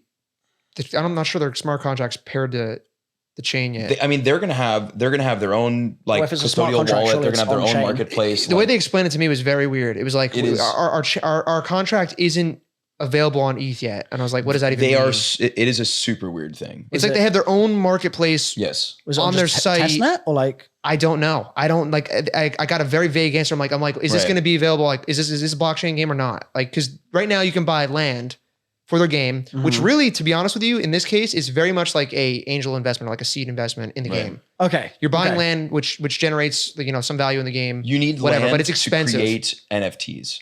Right. So you don't have to buy the land. You can play the game for free and not care about any of that. Right. Or if you want to invest in the game, you can play the game for free. Yes. Okay. Without a lot of these games coming out worrying about any of the NFT stuff. Right. But it's all priced in US dollars. You can pay in USDC. So are NFTs on Nifty, but like that doesn't necessarily mean that it's not blockchain, right? Well, I don't know. I haven't got a clear answer. Like I sent USDC to the wallet I don't even know if it's a wallet. It's like, oh, you bought land. Well, I guess it was a wallet. It was. They gave you an address, I'm sure. Yeah, it was an address. So I sent it to their site, but it's not like I'm not connecting MetaMask. I'm not doing anything like. I can't see the transaction. Like, I don't know. Yeah. You know what I'm saying? It's just like I send it to a wallet and then it's there in US dollars. Okay. Which is weird. Yes, that sounds very weird. The idea in my eyes is they're trying to help bridge the gap from Web2 gamers to make it like really easy. Like, oh, it's dollars. I pay X amount of dollars to get this cool thing in the game, blah, blah, like anything else. But there is definitely an element of Web3 in there. Loose application of Web3. So what was the original question? Like he was just asking, like, what are your thoughts? What are your thoughts on that? Are you interested in that? Do you do you see yourself playing games like that? I mean, I'm soon, interested in a game that's a fun game. Yeah. Right, 100%. The game that's fun game. That's where everyone is. Right? That's where everyone is. Yeah. if the game's good, I'll play the game. Yeah, Everybody wants a fun game. Yeah, for sure. that's fair. I can get behind that entirely. From my perspective, the only fun I would have in one of these GameFi games of the current generation of them, like before they get better, which I'm sure they will as well. I'm sure they will. The GameFi games. I hope they. I'm sure the Ponzi's will get more fun. We'll see. They'll never go mainstream. I doubt they will, but I'm sure they will get more fun. Yeah. People, because like the stuff that's available right now is infinitely more enthralling than stuff from 10 years ago. Like it's For just sure. right. Anyway, if a game is fun, I'm in. If a game is only there, if the only thing that I'm trying to do in the game is to claw back my original investment, which is I know for me personally, the mindset that I would be going in with, I wouldn't be able to get that out of my head. Then I'm not going to have fun. It is stressful. I'm going to be Have you heard of stressed. DeFi Kingdoms? Yeah. Okay. What are your thoughts on DeFi Kingdoms? Haven't played it. Don't know enough about it. I know a lot of folks that are super excited about That's a GameFi it. game. Is it?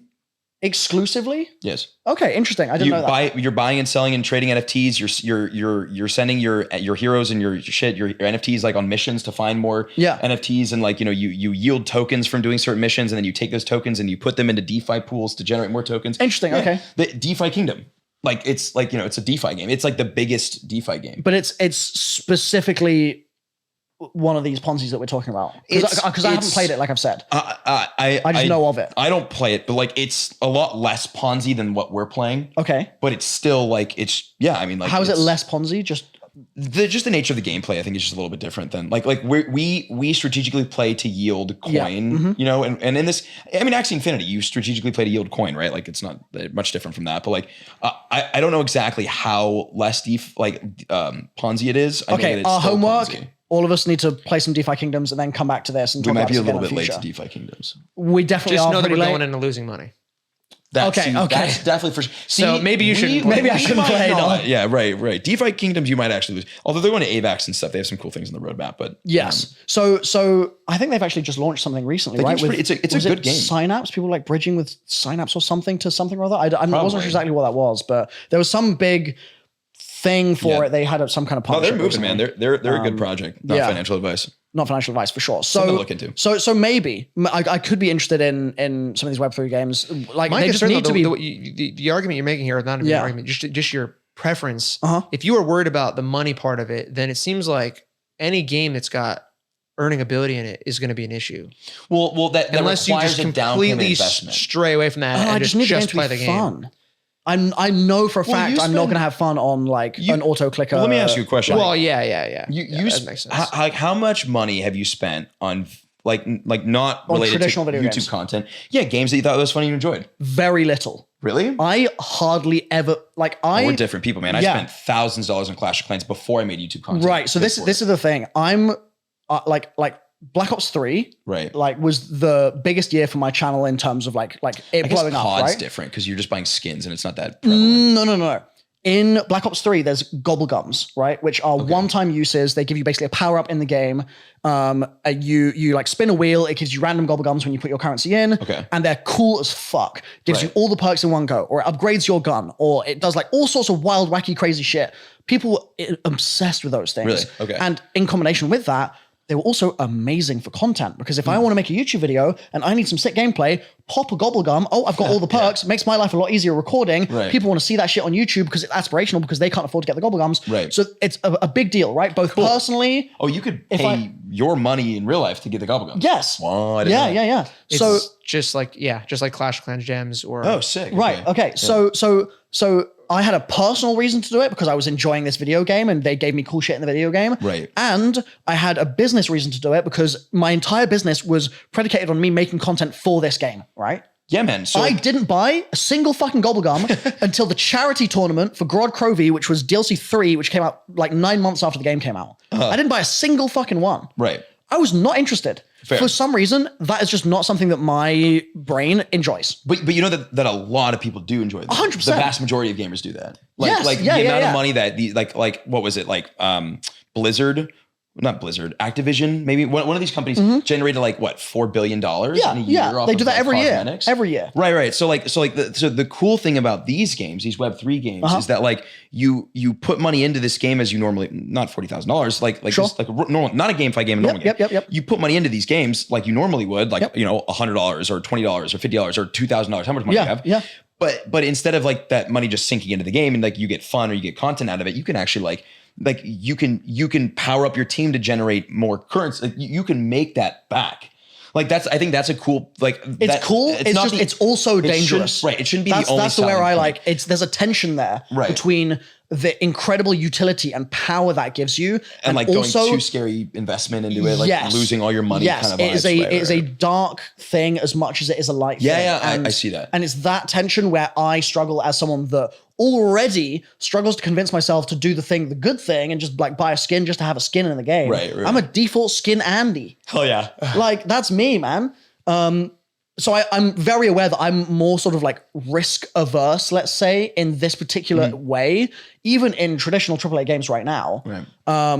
But there's just something about it that just like gives me the heebie-jeebies a little bit. No, that's a really good thought process because you have to also like consider like kids play video games, man, and like this could be like a gateway drug into like gambling addiction. Right. Yeah, exactly. Yeah, for sure. Yeah. Yeah, but like, I mean, so could fucking the whole CSGO skin system and like 100%. Like loot boxes all the and like Overwatch loot crates and all that stuff. Right. Yeah, like everything that exists in normal Web2 games, you know what I'm saying? The idea behind Web3 gaming, the reason why I like it so much is like everything that exists in like the normal video games that we know today, if you add some level of tokenization to it, whether it's like an actual in-game currency that you can exchange, that you can generate through playing the game and exchange, which Axie did, and it's just not like I don't know, that model doesn't work long term. So like, or like, you know, NFTs, man, like whether it's skins in the shop, you know what I'm saying? Like you have like there's like a fixed rate, a fixed number on how many of those skins can exist, you know what I'm saying? And there's like a market value for it. Or like, you know, you can generate skins by playing the game. You know, you find rare skins in dungeons, like normal shit that you would do in games, but adding a tokenized value to it just brings more values to the players. You know what I'm saying? So instead of like, you know, a company like Activision retaining $4 billion a year off of skins and like, you know, like a skin selling marketplace, right? You have the actual users and players of the game who are able to like jump in and capture some of that value while playing a game they enjoy. So I've seen you tweet this sentiment fairly recently, where some company announced their earnings of some description, or it was maybe... I forgot who it was, but it was $4 billion in a year. Okay, it was probably Activision. That's the sort of ballpark of what Activision Riot or makes. something. Yeah, okay, sure. And your response, do you remember what you said in response? I mean, something along the lines of players should get a piece. Right. More or less, right? Well, not players should get, maybe I said should, and I would revise that, but wouldn't it be cool, right? Yeah. Wouldn't it be a cool, healthy thing if all of the billions of dollars that are generated in profit, you know, from player activity, like if that were to be at least at some level redistributed back to players who are generating that value. And like I just think it's cool. So you think that's cool, and an interesting thing is that is in many ways exactly how these DeFi like Ponzi games are working, right? Where you're putting money in and then there's money being cycled back into the player. And so like you're getting that kickback. And so that's like, it's almost satisfying that thing that you wish the AAA would be doing already. So I can see why that would be super attractive for you now. You're like, this is a mechanism that I want to be adopted in more ways in the future, right? Or you just put in your time. Dude, like professional gamers, you know what I'm saying? Like a lot of these pros, you know, like sure, like you upgrade your rig and whatnot so you can play better, but it's just a lot of time. So like imagine a kid's like imagine, dude, there's like a set 18, let's say 18, just for the sake of like, like legal age, 18-year-old kid who plays like 4 hours a day of Fortnite. Like, but they don't make any money from that. You know what I'm saying? Like, imagine if you played 4 hours a day of Fortnite and you were sick and twisted of the game. Right. And so you could generate money from that. I get or that you could get value put back in. It's something that you're really excited by. And I don't necessarily disagree with you that is a cool prospect. I know for a fact that there is a very strong pushback to that idea with normies, right? Who will say to someone that says that, it's a company and they made profit. Why should you get that when you're playing a game? Right. That's fair enough. If you go and buy a taco from a taco truck outside your house, are they going to give money to people that buy tacos from them? Right. You know, they're providing a service, right? They're selling you a thing, a service, a product, whatever it is, and you've got the service or product, and why should you get kickback? I think the way you kind of described it though is not the way that they get the value back, right? And it's not going to be a huge portion of the $4 billion in this example. It's like if you bought a skin, like here's a good example, Clash of Clans. Everyone makes more money. Sure, it would really, I mean, there's only as much money in the game as there is, right? So like if everyone puts in $4 billion worth of in-game purchases, that's the pool of money that there is to work with. The difference is the ability to recoup some of that money that you put in, essentially. It's not, you're not gonna make more money, I don't think. It's, if there's a marketplace of NFTs, for example, and you bought like Fortnite skins, right? I bought in Fortnite, I think I bought like $2,000 worth of skins, Right. which is absurd. It's useless now. It's worth nothing. Mm-hmm. Fortnite captured all 2,000 of those dollars. Yep. Right. The difference between that and Web3, where some of that money could come back to me, not because it's an obligation by them, but because I can control my destiny, is I own the Fortnite skins. And if I wanted to resell some of them for market value, I have the option to do so. Right. So the money, I'm not like giving them more money. I'm selling those to someone else that's willing to pay whatever amount of money it is. And Fortnite's still making money on that. There's transaction fees that occur, like Ronin. But I'm getting some of the value back, right? And then Right. you add that up a bunch of all players, like then they're getting some kickback. And I think, can I just piggyback on your point for just 1 second? I think a lot of the argument on the pro side of it, like the side that you're arguing for here, is that if they introduce a marketplace like that, where let's say you can resell your Fortnite skins, for instance, right? You're going to have a market that's going to be there, and they can put something in place so that they still get kickback of 10, 20% on all the resales of all the skins. Jesus Christ, not 10%. Okay. Imagine, holy fool. I mean, why wouldn't it be? I wouldn't even matter. 10% is fine. Yeah, let's call it. Let's Because call it's it 10, already 20%. 90% more than I was making before. Right. There you You know go. what I'm saying? So, but I think the argument there is that the 10%, 20% kickback would end up meaning that yes, from new skins being sold, maybe Epic with Fortnite make less money in just base, I was going to say NFT sales, but in that case, it would just be skin sales, right? It would be NFTs in this case. But maybe because the resale market would pop off with so much like transactions going on in there, so many transactions, maybe then they would end up net positive on the fact that they're kicking back value to the player and they're also getting money from the resales. That's like an argument being made. You think there's a saturation point of if people are able to resell, less people will buy new stuff? That's I don't know. I'm just saying that there is is that the argument people that you think argue people both. are making? They argue both ways. If that's the argument, I think bro? that's absolutely stupid to think that. Yeah, right. Like the shoe there's- market, the come on. luxury market, the car market, the everything market. You come out with a cool new skin, people are going to buy it. Yeah, man. It's not like there's not like a point of there's every skin's been bought that we can man, the afford. Like we're Spider-Man done. skin came out, dude, you know? but Like- it's Fortnite. You would think everyone owns every skin in Fortnite by that logic. No, not at all. No. But if there's a cool skin, they're going to buy it. That's what you just said. Right, but if there's a fixed supply, like once they sell out, that's There's it. not a fixed supply of skins in but Fortnite. like, If there- it's there, There are limited edition skins that only I exist. actually didn't know that. Also, Yeah. also for the concept Like of some of- skin NFTs to work, there almost needs to be some level of a limited supply. Doesn't that sound like it sucks ass? No, that's how the game already is. Like when I was first playing with Pat in Z House, there are skins that I have. Like there are certain skins that are super rare now. They were there for like the first month. What, so you in the paid beta. more gas to buy that shit in the game? Like, what's going on? That's a whole nother argument. But we'll be on Pokemon L2 Go, by yeah. that point for sure. Like Pokemon Go, there's like shiny. The point is like Pokemon that come around those once I a could year. resell one of those now. I don't know what the market value would be. Yeah. Let's just say it's like thousands of dollars. Yeah. Recoup all of my skin investment on one scale. Right. As opposed to where I'm at now, where that money's gone. It's never coming back to me. But the benefit is Fortnite made it $3,000. Like Epic Games made $3,000 off of me. Uh-huh. If I resold those skins, they made $3,300 off of me off of the one that's set. what I'm saying. And he They're going to recouped his make more value. money. Right, that's- I think there's no argument there. Right. No, So it's beneficial to both parties. Like why? You know what I'm saying? Like it's beneficial to both entities. It might be. So I brought that point up because I know it's a pro for the space. It's a pro argument. Like Sure. pro is in pro and con, right? The counter to it is that if they have a secondary market, why the fuck would you buy the primary? Everyone's just going to buy on secondary. It's going to be cheap as fuck, and then they're going to lose a load of money because no one's going to be buying the skins at a market. They're going to use the skin. They're going to be like, skins. why would Yeah. you assume that they're going to be lower priced though? because if Lil Timmy buys a new skin in the store for $20, Timmy every time. and then he's like, I want to buy a can of Lucozade from the local store or something, and he wants to sell his skin at a loss, he's going to do it. Lil Timmy's not going to be financially And Fortnite smart. still makes more money. If he resells for $5, then They're taking a cut someone of that. doesn't. But it's more than nothing. it's one person buying a $20 skin and then reselling it for $5 and then $4 and then $3 as opposed to 2020, 2020. You have to assume that same that's skin what I'm doesn't saying. just stay on You the think there's a marketplace saturation forever. point where people will stop paying 2020 as opposed to buying something else on that secondary. Yeah, because if you I know think that if they you will wait continue 3 to buy days, it's going to be both. cheaper. You're going to wait. Everyone's going to wait. Maybe so.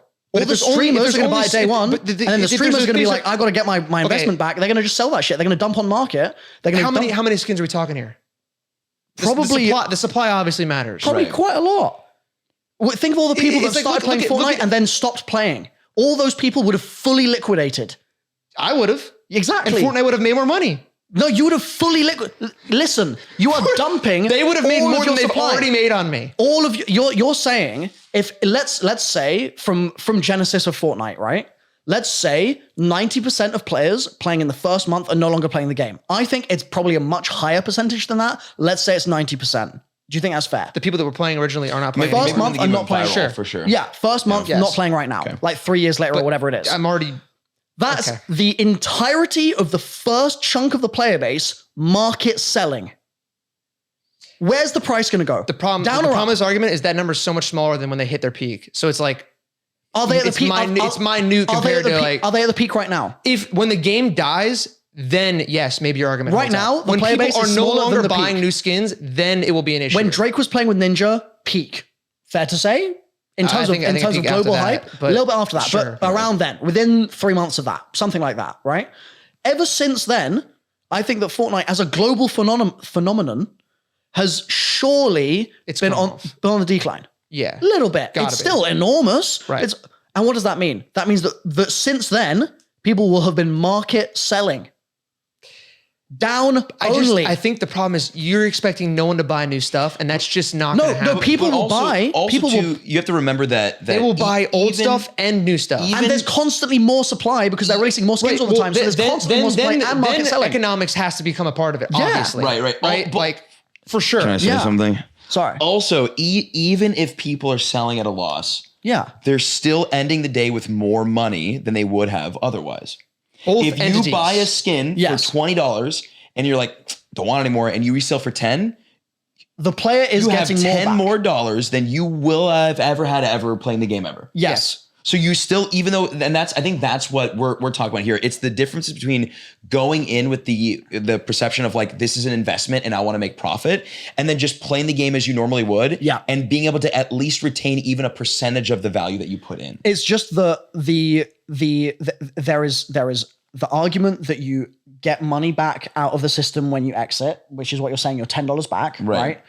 But then there are also people that will say that, I mean, and just the argument I'm making here is that will mean that the games company implementing the system will earn less money.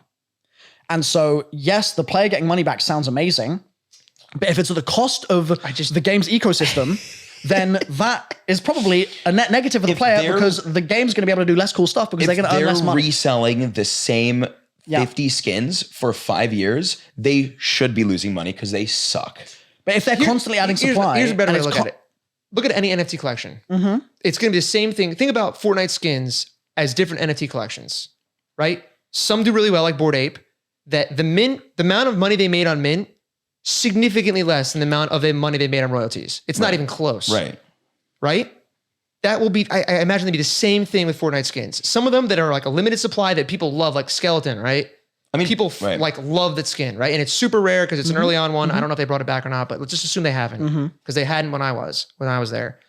That one would be worth a shitload. And people that are able to afford it and buying and selling it back and forth, those royalties add up. Some of them will be like way more common that anyone could afford. And yeah, you're right. They will be lower in value. And then the secondary market, people can buy them, but they constantly come out with new skins. So like, it's not like right now they're just relaunching the same skins that people buy again. So in that way, you're right.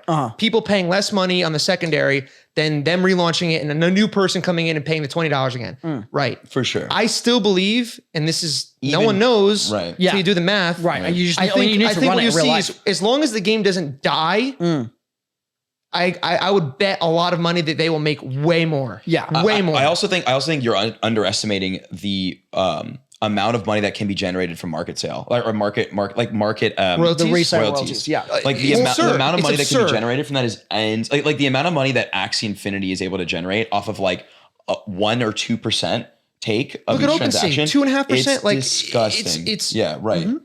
Fortnite would have made a killing. I was gonna say, when you take a game like Fortnite that has that many active players, like the amount of volume that would run through that marketplace would be disgusting. So it's interesting. Basically, the equation here, if we want to just illustrate it for people, is that right now we're right here, smack bang in the middle, where you've got Fortnite or Epic Games, right, earning a whole boatload of money from their players. Yeah. And you could move in one direction and like imagine this is a big pie of money, right?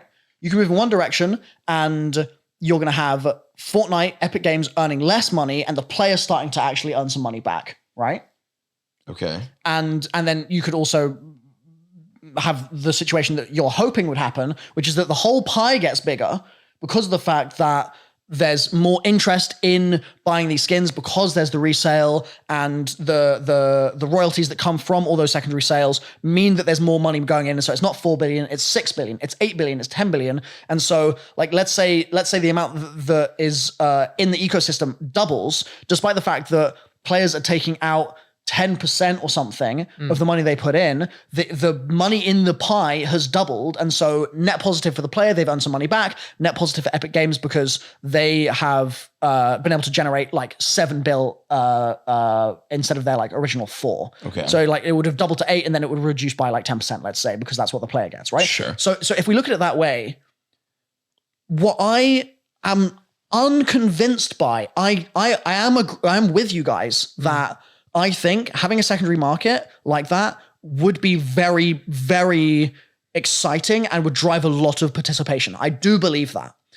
What I'm not convinced by is that the scale of that, the amount of money that would drive for the ecosystem in terms of money coming out of people's pockets into that game, that it would be so great that it would negate the value that the player would be extracting in that scenario, because $4 billion a year in microtransactions is a lot of goddamn money going out of the player's pocket. And to just be like, oh yeah, adding a marketplace where you can resell adds $4 billion more dollars of value. I mean, obviously I've picked that number out of my ass. I don't know if it, I don't know if it's a double thing. But let's say the player can take 10% back of what they put in, right? Then it needs to be $400 million more activity. And that's for Epic to break even. If they want to profit, it needs to be $500 million. And the infrastructure they're going to need to build in order to do this. I feel like that is an absolute cakewalk with royalties. Do you reckon? Right. Absolutely. Also, Interesting. Okay. Yeah. Also, it's like what he was trying to explain is that like if he spends $3,000 on skins and then sells it for $1,000, right? Like, dude, Epic still made that $3,000 initially from the skins. Now, what you're saying is that, well, if you have a marketplace so that you can't resell the same skins at the same price over and over again for years and years and years to come, right? Then that's a problem.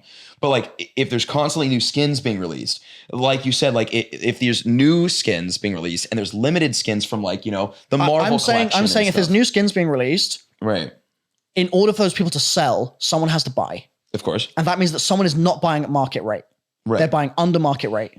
Well, I mean, but they're different skins, though. The only situation where Epic makes less money is if they bring back another skin that already had been released. Right. And someone's willing to pay the full price not. of 20 as opposed to the secondary price that could be lower than the 20. That's the only way they lose money. If they stop... Re-explain one more time. So let's say the skeleton Fortnite, right? Skeleton skin, right? Sure, okay. They released it initially. Yep. like way back when. Like early on. So if you had one, great, Uh-huh. it's worth a lot. A year later, like you can't buy it anymore. Yep. A year later, it comes back to the store and they're reselling it again for the same $20. New people will buy the skin for $20. Right? Currently, yes, they will. New people in the game. They're coming to the game. Skins Yes. are worth way Right? more. With the current system, pre-NFTs, yes. Yeah. Yes, in the old system, exactly. Oh, right. So they're making $20 again. The only way in which they'd lose money in the NFT scenario is if that skin was only available on the secondary market and they re-released it again and people were willing to pay less. They'd pay the secondary market rate of $10, let's say, and not buy it from the store at 20. Sure. So they'd lose, they lose $10 every single confident transaction. people would do that, yeah. The simple solution is don't re-release the skin. it's a one-time Right, drop. right. There needs to be scarcity. But It's just economics at that point. You make it a 10,000 supply. Once they're sold out, they're gone. If anyone wants to buy it then in the future, people set the market. I think honestly, and with the limited supply, I bet money there's a good chance the number of big winners will well outweigh the small losses. Number of people that are no longer interested will massively inflate, because as soon as there's a fixed supply of like all the cool skins in Fortnite, they're still introducing new other skins that you can buy for that same small rate of $20. Surely to me, it just sounds like ass. If I'm like, they already have a bajillion skins and they constantly bring them back. I know that, but it's what I'm talking about. People keep buying them. Like, people will keep buying them. If the first time the skeleton came out, they were like, "There's only 1,000 of these boys." Yeah, and you just got to be quick, or whatever the system was. I don't know. That sounds like it sucks to me. Or there's not 1,000 of them. I want to be able to get the cool stuff in the game. That's no different than it was already. Though. Let's say they're available for a week. The difference is now you and I can get our money back on it, and we have something that's like genuinely valuably rare. Interesting. They have like value. It's scarce. Yeah. But instead of people just knowing, like that's a Skelly, like that guy's been playing for a while, like that guy's an OG. It's a status. It's a status. Yeah, I mean, that's right. Like now you can put a number to like the ego, essentially. Sure. That's the only CSGO difference. skins, man. Like you see a rare ass CS:GO skin, you're like, oh fuck, this guy's Exactly. Would you have liked to have sold your recon helmet in Halo? I didn't play Halo. So I didn't play Halo. You didn't either, no. dude. Finally, thank God, let's go, damn man. it, dude. I got crucified for years for not playing Halo. Okay, let me give you. Halo, I'm kidding. Let me try another example. Would you have sold your crown in Little Big Planet? Let's go, man. Let's go. Would you have sold your party hat in RuneScape? Dude, all day, baby, all day. Dude, what games are you? This is what the hell? This is like a sandwich, like an Oreo. Like right. We both have had the same experiences. Yeah, man. And then the there's Americans over here. There's a cream in the middle. That's what it is. Yeah, I mean, okay, maybe I'm only going to be able to pick games that you guys are like. I'm talking about like those status symbol things that you get in the game. It's like you complete the. Or okay, how about this? You get a platinum trophy on PlayStation or on Xbox. You get the rarest like gamer score achievement, right? For like doing some crazy shit in a game or whatever. If you could sell the trophy for money, I'm less bullish on that. Bullish. Way less. People sell their war medals. People go to war and die and get a medal, and families sell that. There's collectibles. I think that's a little bit more extreme. Damn, I got to do some thinking. I'm just gaming. I'm not trying to die. No, but you know what I'm saying? Like, what I'm saying? Yo, dude, okay, now I'm with you. No, man. Listen, dude, there's things that are like super inherently valuable to you that you accomplish through great feats, right? Yeah. But people outgrow that and they sell those things. And those items still retain value over long term because it's a cool collectible vintage piece of stuff. I got to think about that. I have a question though, to just like, I think we should wrap up here soon, but I have a quick question. Okay. This Fortnite market, like reselling royalties ecosystem, right? Sure. That we're saying is going to generate them from a couple hundred to a couple $100 million to a couple billion a year. I don't know the number. Let's just say I just know that it will be more. it will make them profit. I don't know. I think profit. I think it'll be more. You think it'll be profit, right? Why does that need to be on the blockchain? Doesn't. That's actually true. It doesn't need to be. That's crazy. My question to the game developers is, why haven't you done it yet? Right. CSGO did it. Look how great that went. Why would why would no one else do that? They well, okay, maybe not great, but you know what I'm saying. Like it's gone well. The process works. I mean, Right. you can and sell, people clearly like it. You can sell a skin that you get in Counter-Strike, and you can then sell that on the Steam store, and you can't withdraw that money. You can only spend it on Steam. Fair enough. See? It's still a step beyond what everything else has. if you could burn a Fortnite skin that you own, right? Let's just say you're going to burn it, or like let's say it's not a marketplace, you burn it, and it gives you V-Bucks back. Yeah, imagine that. That's how a step in the right direction. That's how NFT technology works in some of these games as well. But like, where? Because game devs will shout from the rooftops, we don't need to burn down the Amazon rainforest in order to do this. To give you the only answer I can give you, and the argument is going to be the environment no matter what, but is because then Epic Games doesn't control my ability to choose what I want to do. If they say, hey, we're closing the game down tomorrow, like, guess what? I still have the Fortnite skin. Right. I guess in that Also- way if you can't play in the game, like you can't play in the game, so whatever. Yeah, that skin's going to 0 anyway. Hold on, this fucking they don't- environment shit. Wait, dude. Okay, Burn the listen. trees. Fuck you, Pseudo-Udo. No. The reason why I think that the gaming space and NFTs is way ahead on this environmental curve is because there's no way that these games and game ecosystems work if they work on mainnet Ethereum because people can't pay the gas fees. Dude, little Timmy Agree. will not be able to pay $30 a transaction. Agreed. Like so Immutable. I don't know if you know. Do you know what Immutable X is? Yeah, a little bit. Yeah, right. So they just partnered with GameStop. They raised like $250 million. Like they're big, right? But what they are is they're an L2 like trading platform solution. Basically, it's games can build on that and operate on like Immutable, not have to pay gas fees, right? It's very like low negligible amounts. You're not impacting the environment more than you would playing a normal game, Sure. right? And these gaming ecosystems, you can even trade with Ethereum. You just bridge it onto there, like with Polygon. You bridge it onto Polygon. Sure. There's minimal environmental. Like, So you there's can put it on. solutions. So you can put it on chain with less impact. Fair. It's off chain. It's L2. It's off chain. It's on a website. It's a browser.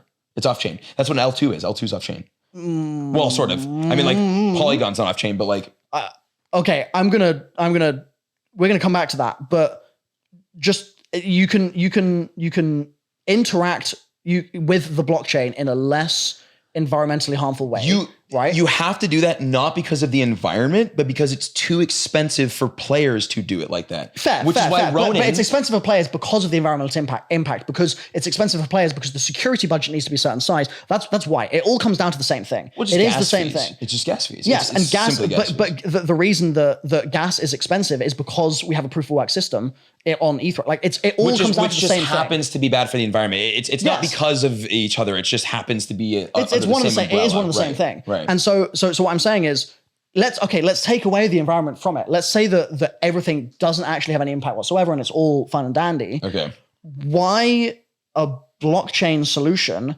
when you could just do it with Like a database? L2 Like the it? games, it could just be a standard database. Right. Like they already have. In the Like case we're talking about, Diablo had a marketplace in the game, right? if it's in-game currency, they can do it already. Right. And Yeah. my question to game development would be, why haven't you? Right. I don't know. I think part of the reason. but the difference with Would you want blockchain to answer is that real quick? there's real world value. I think part of the issue is that if I can't go to Walmart and spend V-Bucks, bro. I can't go get a smoothie or a taco with my Tacos V-Bucks. tonight. That's for damn sure. I need like real world applicable value. like Like that's why. and I need a drink. So we're going to go to the party that we're meant to be going to right now. Fair enough. We're meant to be there about an hour ago. Just don't bring V-Bucks though, because you can't use those. You cannot That's use this fair. thing. Right. That's fair. So we need Absolutely. a blockchain. we That's what I'm saying. I like that. so we need more ETH. Please send it to me. But we should continue this conversation at some point. What I would like to say is, if any of you have enjoyed any of this, give us some more things to shout at each other about. Because there's plenty that we can shout at each other about. We got really down a rabbit hole. We did, but that's where we're going to go It was with every good though. single time. There was some real good back and forth there though. Yeah. Definitely. Some I like valid your, arguments. your devil's advocacy. I think the cool thing too is the fact that like living in the crypto spaces we do, we don't get a lot of that like real world feedback as much, you know? So like to be able to hear that perspective and like kind of drill that home, like you know. Yeah. I You like can't that. have this conversation on Twitter. Right. No. In fact, I don't think there's anywhere you can have this kind of conversation except for in this kind of setting. I also don't think there's any Which is conversation you unfortunate. can have on Twitter. Well, that's also true. It's definitely difficult to go anywhere with it. Yeah, I mean, it's a lost cause. Like, because no one's willing to have a good faith conversation. Right. Ultimately. Well, it's also just like horrible miscommunication, right? Right. Like even the example. Well, no, but that's what I'm saying about good It's like faith. it's impossible to like understand what someone else is saying in Yeah. a tweet. Yeah. Right. And it's like right. you have to we had to hash these things out, like, Yeah. and really dive deep on what we're talking about and how it works and like the minute differences. Mm-hmm. Like I think we were talking about the same thing for a while, and we have different opinions on it. And still Right. not seeing each other's. And, Yeah. But that's the thing is on Twitter as well. You've got so many people that as soon as one of those little disagreements come up, or one of those little unclearnesses and those uncertainties, aggressive. They latch onto it and they're like, this is an opportunity for me to misrepresent what this person has said and make my score point. points. Yeah, right, exactly. Yeah. the beef. The beef. Right. Give me the beef. It's a pain in the ass. But if you want us to shout at each other in a Yes. good faith sense about some more stuff related to crypto, NFTs, GameFi, Ponzi's, politics, Ponzonomics. All the good Ponzonomics, stuff. Right. War medals. Politomics, Ponzonomics, Give me the war V-Bucks. medals, V-Bucks, etc. Just let us know in the comments down below if this lives on a platform which has a comment section. And if not, Have a good one. or don't. Save the trees. Or don't.